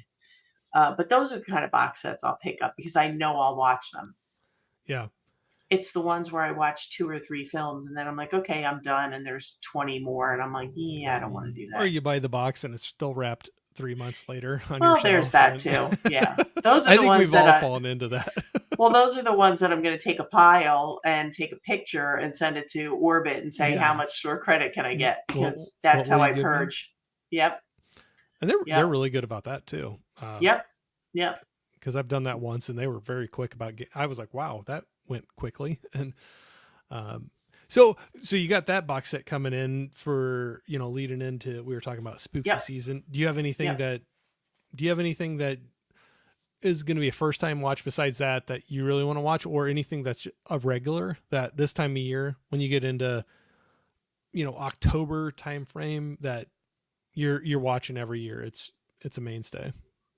Well, I mean, I have my list like everybody else does. I love the movie Haunt, which started out as a Shudder original, I have that one. and Yep. it's now become a yearly watch. I know it's tired out, but I love The Strangers. Mm, I like Friday the 13th. People want to say it's bad. I grew up with it. I love it. I'm going back through them Byzant right now.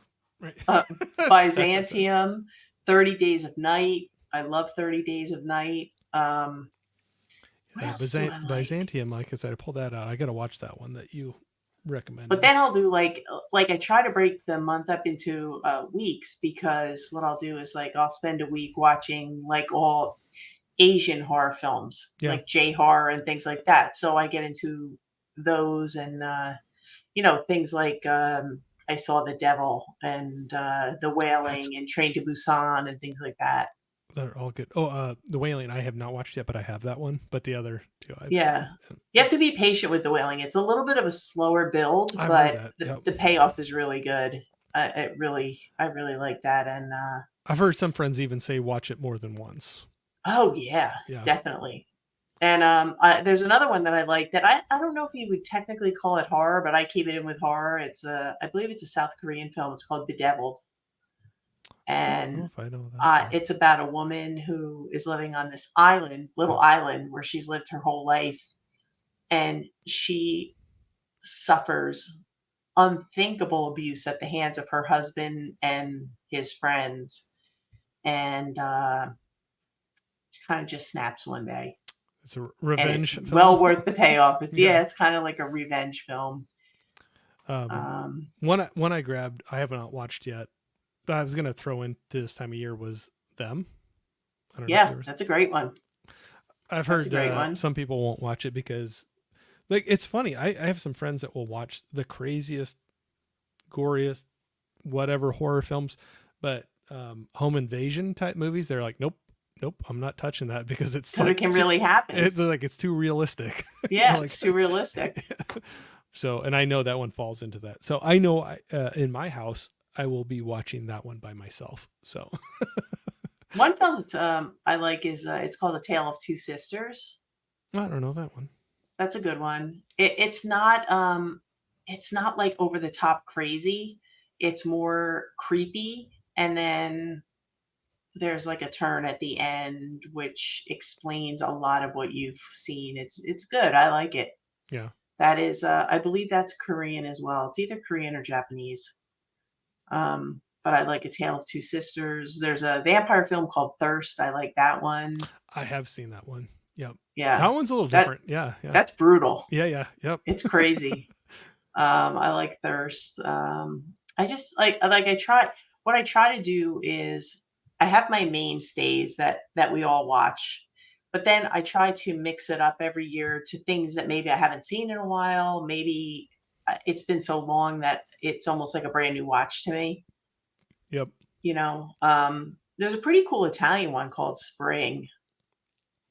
If you've never seen that No, I'm one, not. that's a fun, like a monster-ish. It's like a monster love story, but it's not funny, but it's different. It's called yeah, it's called Spring. Huh, I That's a did not pretty see good that one. one. What Keeps You Alive? What Keeps You Alive is good. Did you see that? It's an Yes. IFC midnight film. Yes. So Mika that was in here earlier, I did how we're doing Sunset Boulevard tonight. Yeah, Mika and Kira, I did a stream with them, and that was the movie we did for that one. yeah, that's a great Yes. one. Yep. Chris is leaving. Thank you, Chris. Oh, Chris, thanks, man. Take care. Sorry, I bad at keeping up here, but thank you. Yeah, so I did see that one with their stream. So, and I know And that's one that you have to be super careful when you talk about it because you could ruin the whole thing, right? sure, for sure. Yeah, Yep. absolutely. Yeah, that's one thing with doing these streams. I feel like I'm not like the most talented at like speaking about something and not giving too much away about it, and I try to work with that, but You've been doing fine. okay, but I appreciate that first of all, but that movie I could see where I remember struggling with that one a little bit. It's like, what do we talk It's about? hard What we don't because talk about? And, yeah, it's hard because there's something that it's like the changer, and yep. if you say it, it's not you know, you can't even watch it. Yeah. Have you seen High Tension? I have not, but that's been thrown out Oh, so many times. you have to watch me. High Tension. You have to watch it.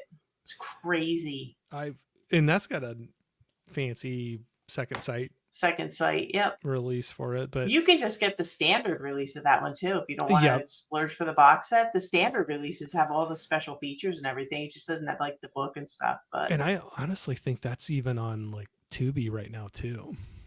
have you ever seen Alice, Sweet Alice from the 70s with Brooke No. Shields? It was Brooke Shields' first movie. She's like 12. I have not seen that one. That is a I movie that if it ever had smell-o-vision, you would never wanna watch it because the neighbor downstairs is so disgusting. He lives with his cats, and he's, like, 400 pounds and food everywhere, and it's like you're like, nope. but it is such a good movie, though, Alice, Sweet Alice. It something about it just sucks me in every time, and, I know I've heard the um, title before, but I have not seen that.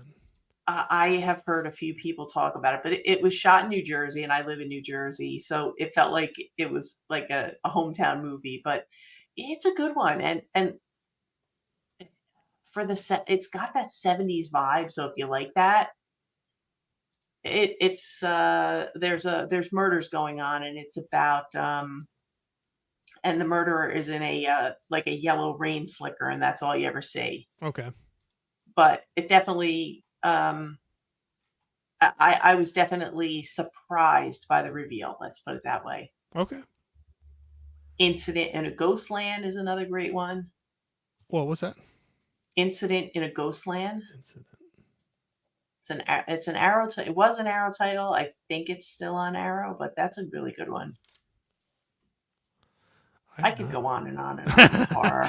Well, I was gonna say, Sorry. no, it's okay because, like I said, I've enjoyed videos of yours where you're talking about some of your like maybe favorite horror movies that aren't talked about a lot, and I think that Yeah. might have been one of them I got Byzantium off of, or I can't remember. It was vampires or just horror in general. That's where soft brain things kind of blend Yeah. together. But I know it was one of your videos. I saw that and I'm like, that sounded interesting. I started watching for it and I yeah, ended up buying that. But you have to tell me, okay, this is the one I was nervous. I thought this was one that you threw out before on one of your videos. If it's not, don't hold it against me and don't make fun of me. But Never. Troll Hunter, Yes. yeah, I thought that was one I that love you. that one. It's so fun. I thought that was one that you had said to me before. I'm not You know saying what? horror, but yeah. Yeah, it's fun, and you know what? I was shocked at how beautiful the cinematography was for a Yeah. found footage. Yeah. It's a Norwegian film, and it's shot in Norway, and it's gorgeous. But then, did you watch it? No, I still gotta watch Oh, it. well, It's still when they wrapped get up. when they get to the trolls, it's like so fun and ridiculous. But for a found footage film, it's like it's really nice. It's No, beautiful. okay. I feel a lot better because I was like, I thought for sure that was one I heard off at one of your That streams. one's out of print now. You're lucky you got that. Oh, well, there we go. Well, there you go. And I haven't Mhm. opened it yet. I need to, like I said, I have too many probably that I haven't unwrapped yet, and I still need to watch. But There you go. I was gonna run through here real quick. We got All right. a lot of. I gotta What's let that? Mal out again. Yeah, I'll be right good. Go back. for ahead. Yeah, go Uh, for it. Go for it. I'll just run through some of the chat. But I'm a biased orbit on my local store. Yep, that's a great local store to have there, Jeff, for sure. A lot of times their damage don't even look damaged. Yeah, that's what I was saying. I know when we were in the store that we were looking at some of those damaged sections where we were just like, what are we looking at? Which one? What's damaged? I accidentally left the store without discs, but I got to talking the cashier's head off. They shipped my discs to me immediately. Oh, cool. Yeah, no, like I said, they have great customer service for sure. Say nice, Jeff. That's awesome. Yeah, Haunt is a good one. Yeah, I enjoyed it. I know it's not everybody's cup of tea, but I enjoyed that. I do have that in the collection for sure. Chris was saying I like the Strangers Pray at Night hot take. I like a little bit more. Oh, I'll write that down too. Chris, I don't think I've seen that one. I know you're gone probably at this point, but I'm still talking to you. That's okay. But I wrote it down. I saw The Devil as well. Yeah, that's a good one. That's pretty brutal for sure. That's where you were taken off. Yeah, you were probably gone already. Good night, Chris. Yeah, thanks, Steve, for saying good night. Saying have a good one. Yeah, talking about Legend for a second. Tom Hardy's aura in the movie looks so fine. I haven't seen the movie yet, so I'll have to check it out. I just opened up the Amazon tab when Stephanie starts talking. Yeah. sorry, Steve. Hey, we have a lot of people like that in our lives, right? You open it up and just Yeah. start Yeah. adding to the list and watching. Yeah. Like when I watch Tony. Yeah, yep, he does that quite often for Just me. curious. Just curious as well. When are you going back to live stream on YouTube stuff? My own live streams. Maybe that's what he's asking. The Saturday live streams are done. Um, as far as collaborations, but once I finish my office space here and my room, which is almost done downstairs, I'm going to do some live streams with guests. Like Corey's going to come over to my house, and I'll have some friends on. But yeah, now that I have my computer set up and everything, I can do some more live streams. Yeah, for sure. And even if you're not doing live streams, you're putting out videos. You're Yeah, getting yeah, stuff out there. yeah. So. I'm going to put something out. I'm going to put something out tomorrow. It'll probably no one will watch it because it's not really anything that anyone but I would be interested in. But I'm excited about it, so I'm putting it out. Well, I'm going to watch for it. Watch it out of pity. Pity watch. No, it's not a pity watch. Now I'm interested. I got to know what the topic's about. Yeah, it's a pity watch. No. That's what probably most of my watch is on my channel. Oh. So, that's what you feel like sometimes, right? Right. Yeah, you do. You feel like it's like, oh, it's a pity watch, but it's all right. You know what? These people are really nice about it. Like, thank you. You don't have to, but yeah. thank you. Yeah. Yeah. Any vinyl scores you acquired recently, Corey? I have not. I have not bought any vinyl for a little while. I've been holding off. So I don't know, Stephanie, do you have anything recently you've picked up vinyl wise? Or I haven't. It's been a couple months ago. Well, I did get the Melissa Etheridge live from the Topeka Women's Correction Center. Oh, you were talking about. Yep, you were talking. It's a 2 LP album, and there was like a 1 in like 250,000 chances that you would get an autographed one, and we got an autographed one. Oh, for real? It was amazing. I said to Kelly, I said, I never win anything. Like I'm not lucky, like yeah. I'm just not that, like, some people win everything. And she opened it up. She goes, oh my God, it's signed. And were you like, don't joke with me? I said, come on, it's not signed. She goes, it's signed. And I actually put a picture up on my Instagram of the album playing on my record player because I was so excited because I'm like, I never win anything. And I don't know, I just took a chance, and it didn't cost any more. It was just random. She randomly signed so many CDs and so many albums. So I got that. That's cool. I was excited about that. And I also, I picked up, I get, sometimes I'll get the scores. I got the score for Godzilla -1. Oh, yeah, that'd be a good one. It was a cool one. It's just, and then I have my, seasonal music that I put on, like the Halloween scores and Friday the 13th scores, which I pretty much determine all sound the same to me. Yeah. You're really just buying them for the artwork. But like I also get like music. I think what did I buy recently? I bought some music. Oh, I got Soundgarden. I got a really nice Soundgarden album. Oh, nice. So that was one that I recently picked up. We have a really nice, that's one thing we do have by us. We have a really nice record store. Yeah. And it's been around for like, I want to say like 30 years. It's called Jack's Music Shop. And it was actually featured in the Kevin Smith film called Chasing Amy. Oh, really? It's the music shop that sits next to the apartment where Ben Affleck and his friend lived, and they're sitting out on the stoop. And the stoop is there, and it's the record store that they go into, and they've been there forever. And it's they have new and used vinyl. They have record players lined up along the whole shelf, like the length of the store. Yeah. So if you buy any used records, you can try them out right there. Oh, nice.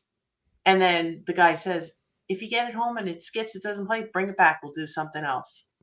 But like I found, and now I'm aging myself again. Like I was looking all over for like this 3 Dog Night album. Yeah.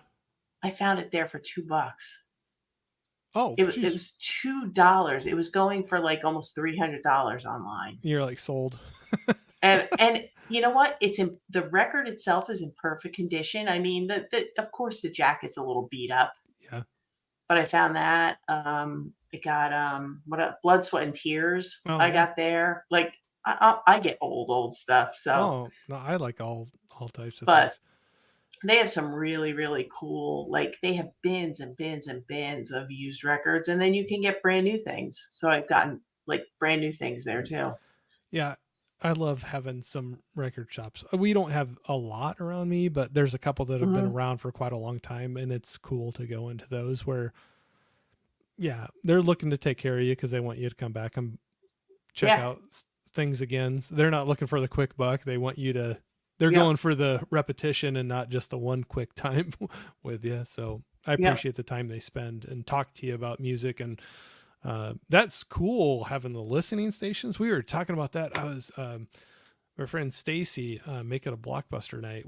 I kind of forgot about this, but he brought up there used to be kind of around us. There used to be a Blockbuster Music, Yeah. and they had listening stations where you could check out CDs. And Oh, yeah, that I yeah, kind I of forgot remember about that. that. And Yeah, that's cool that they have that where you could for the record shop to be able to do that. It reminds me. So that same night we were talking about that, the movie we were watching was Empire Records. So I love Empire yeah, Records. so they had the listening booths in that one as well. So If you like classic rock now, believe it or not, like, if you like music from, like, the '60s and '70s, yeah. one of my favorite movie soundtracks, not scores, is actually Forrest Gump. Oh It yeah. it has an amazing it's an amazing soundtrack. I think it might be 4 records. I I It's thought I extensive, yeah. but that was really good, and, I'm, like, way into, like, Cat Stevens and all that, so I love going to there and finding, like, different Cat Stevens records, and some new, some not, but I have a wide range, and then I'll get, like, Nirvana or something else, you know? I listen to everything.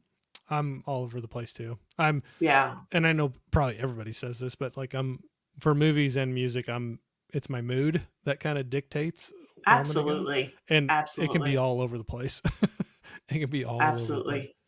Like this right here, Absolutely. Prince is teasing me. I know I brought this up before, but he's like, maybe give a second try for Hooker and Heat, considering what happened you with PayPal canceling your order. So I talked about this before. It's probably been a while ago, but there's an album. I do have the vinyl of it now, but it's John Lee Hooker Mhm, and Canned Heat mhm. blues, and the album's called Hooker and Heat. And I went to buy it off a legitimate site, and PayPal canceled my order, and the only thing I could come Oh, up with was Hooker and Heat. Hooker and Heat. Yeah, and I'm like, come on, guys. It's like it's a vinyl record. What am I anyway? Yeah, I had trouble buying it. I couldn't do it with PayPal. It canceled it. It wouldn't let it go Wow. through as possibly inappropriate, I guess, or something. But it's a great album, by the way, if you like blues. Uh, Yeah, yeah, John Lee Hooker and Canned Heat. It's a yeah, good collaboration for sure. cool. Yeah, heck yeah, Soundgarden. Soundgarden. I do have Purple Rain, yep. I don't have that, but yeah, that's be a good one to have. Yeah, I like Purple Rain. Did you get the Forrest Gump. 4K release when it came out? I sure did. Yeah, I Me and don't. Just Moody got it. I don't just Moody. You know what? As soon as I got the announcement in my email, I messaged Just Moody because I knew he was waiting for Purple Rain. He kept saying, "Why are we not getting Purple Rain?" As soon as I saw it coming out, I'm like, "I have to send this to him because he was waiting." And it's such a great movie. I grew up on that one. Yeah, I have not bought that yet, but I could see grabbing that at some point. But Yeah, it's you worth gotta it. pick and choose as you go along. But You have to go at your own pace. yep, absolutely. Yep. Do you Yeah. have I know I'm probably talking your ear off tonight, and I know we've been going for a little while, but before we, end up winding things up, not saying we have to right now, but like I said, I don't want to keep you longer than what you want to, but do you have anything? I know you said you got a video coming out tomorrow. Is there anything, that or anything else coming up you want to throw out there for people to check out? Well, well, I have that one coming up. I have been working so hard on the computer, getting that set up. Yeah. I'm actually going to do a little tour when I get the office set up, Oh, and cool. at the same time, I am doing the movie room, which is that's been a labor of love, but I have completely overhauled my movie room. So that's coming up. I'm gonna do some. I'm gonna start to kind of slowly go into the folk horror. I also am working on like a retrospective of with Joan Crawford and Betty Davis, that type of things. I know not everybody's going to be interested in that, but I just thought it would be something different. And then I want to do some more world cinema things before we get into like hardcore horror. Yeah. And then October is just like I just run wild with the horror stuff. And I even do, you know what? I even try to do horror movies for people who don't like horror Oh yeah. Yeah. There's some because entryway. There's some entry gateway yeah, ways, because there's some things like that. I know John would always tell me, "I'm not a horror person. I'm not a horror." Well, now he's home watching the whole season, all the seasons of The Walking Dead. Okay. I'm like, no. I'm like, no, you're not horror. I didn't even watch that. You're not horror. But yeah, I don't know. I have yeah, I have a few things in mind. I'm just not sure what order yet. Yeah. You know, Well, they just kind of come to me. Like it'll come to me like the people seem to like, believe it or not, when I do the movies people love and I don't, oh yeah. Or you do the or opposite too. or I do the opposite. And the thing is I try to do it from a good place. It's not meant to be Right. hurtful, Right. And the reason I started doing those is because people kept asking me to do them, and I'm like, oh, I feel bad. I don't want to hurt anyone's feelings. And I'm like, Right. well, you know what? If I do both sides, because there's a lot of movies that I love that people can't stand. Oh sure. Yeah. And I'm And, gonna do the absolute worst movies in my collection. I'm gonna do. I'm working on that. I'm working on all the worst movies in my collection and why you still have them in your and collection? why I still have them. Yeah, yeah, because There could I be am not. reasons. Yeah. Yeah, I'm not afraid to watch bad movies. I Yeah. watch really bad movies. So it Really could be a bad. bad movie, but you might still enjoy it. Yeah, Okay. like Yep. almost like Okay. yeah, like I did a guilty pleasure one. I don't like the term guilty pleasure because I never feel bad about anything I Right. watch, and no one else should either. Right. But I said, you know what? If you guys like this, I'll just show you all the bad movies I have in my collection because there's plenty. I know they're bad and I love them and I don't care. Yep, not gonna apologize. I love Yep, that. I love that. Well, yeah, it's fun. I think all of us have some movie that we know is not going to be, we know it wasn't up for an Academy Award, but we still Yeah, love the thing.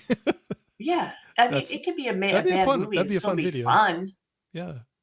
And it's fun. Like we can't take it so like I know there are folks that take things extremely serious, and that's fine. I've left groups like that because I didn't like the Right. fighting, but Right.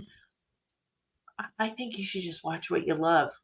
Who Yeah. cares what everybody else thinks? I If it's agree. bad, it's bad. Who cares? Yep. I Hey, watched plenty of bad movies in my time that I enjoyed very much. yeah. Still can get a chuckle or some enjoyment Yeah. out of them. Yeah. So Yeah. So, I think that'd be a great one. And I think your tour, I think, it seems like those do pretty well too. So that's always interesting to see how people have things set up, whether it's how yeah. you have your collection stored or your your space that you do your videos, or it seems like those are always interesting, or it seems like I end up watching those quite often when I people like put. those.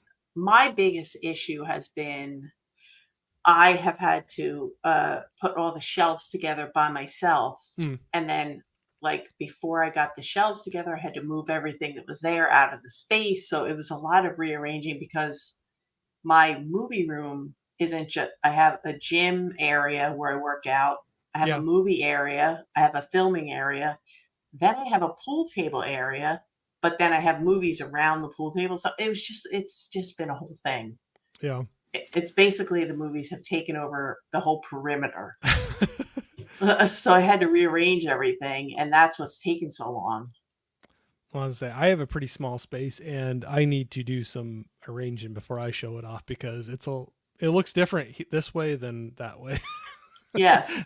I got some organizing and putting things away and things like that. But I was trying to figure out a way to show off. I was telling you, I can look at it right now over on the shelf over there, but I got an old 70s Kenwood receiver I was talking about where it was the same one we had growing up. And I found it off a guy and bought it. And I want to set it up somehow in here because I think it'd be kind of You cool. should. That'd be a cool conversation piece. Yeah, and it's just something I have some good memories about. Even though it's not the same, it's not the one, but it's the exact same model and everything. Yeah. With the fake cool, wood though. wrap on it and everything. So very 70s. Fridays for what's for today's watch? Oh, Oh yeah, Steve got the Steelbook. Oh yeah, the Steelbook is nice. For the Purple Rain? Yeah. Yep. It's beautiful. I saw that. It's very, very nice. So did you get the slip or the Steelbook, Stephanie? I double dipped. Oh, you got both. All right. Mm-hmm. All right. No judgment here. No judgment. No judgment. I've done it on a few different movies. Yeah. You always get the movie that you're willing to do that for. So there's a few. I try to keep it to 10. Yeah, it gets pricey enough without buying duplicates of things. But last question: are you Team Crow or Team Blade? So the Crow or Blade, the movie? I'm probably Team. Ooh, that's rough. Team Blade. They're both fun ones. They're both great, but yeah. Yeah. And then I'm trying to think. I'm trying to answer the movie of the day. It's Friday in the Philippines. What's for today's watch? Watch both, but watch Yuma County first. Oh, right here. I was missing. Yeah. I wasn't there yet. Wicked Little Letters is kind of a dark comedy. I think you might enjoy Yuma County a little more. They're both great. I mean, they're both fun in my opinion, but Yuma County is it's about a bank robbery kind of gone wrong, and people who are they're stuck in one location trying to work it all out. And I think you'll like it. Yuma County's a good one. It's a sleeper hit, I think. But yeah, I would go with that. Very good. We finally getting Jakey Boston on Friday the 13th. Good job, Corey. Jakey Boston.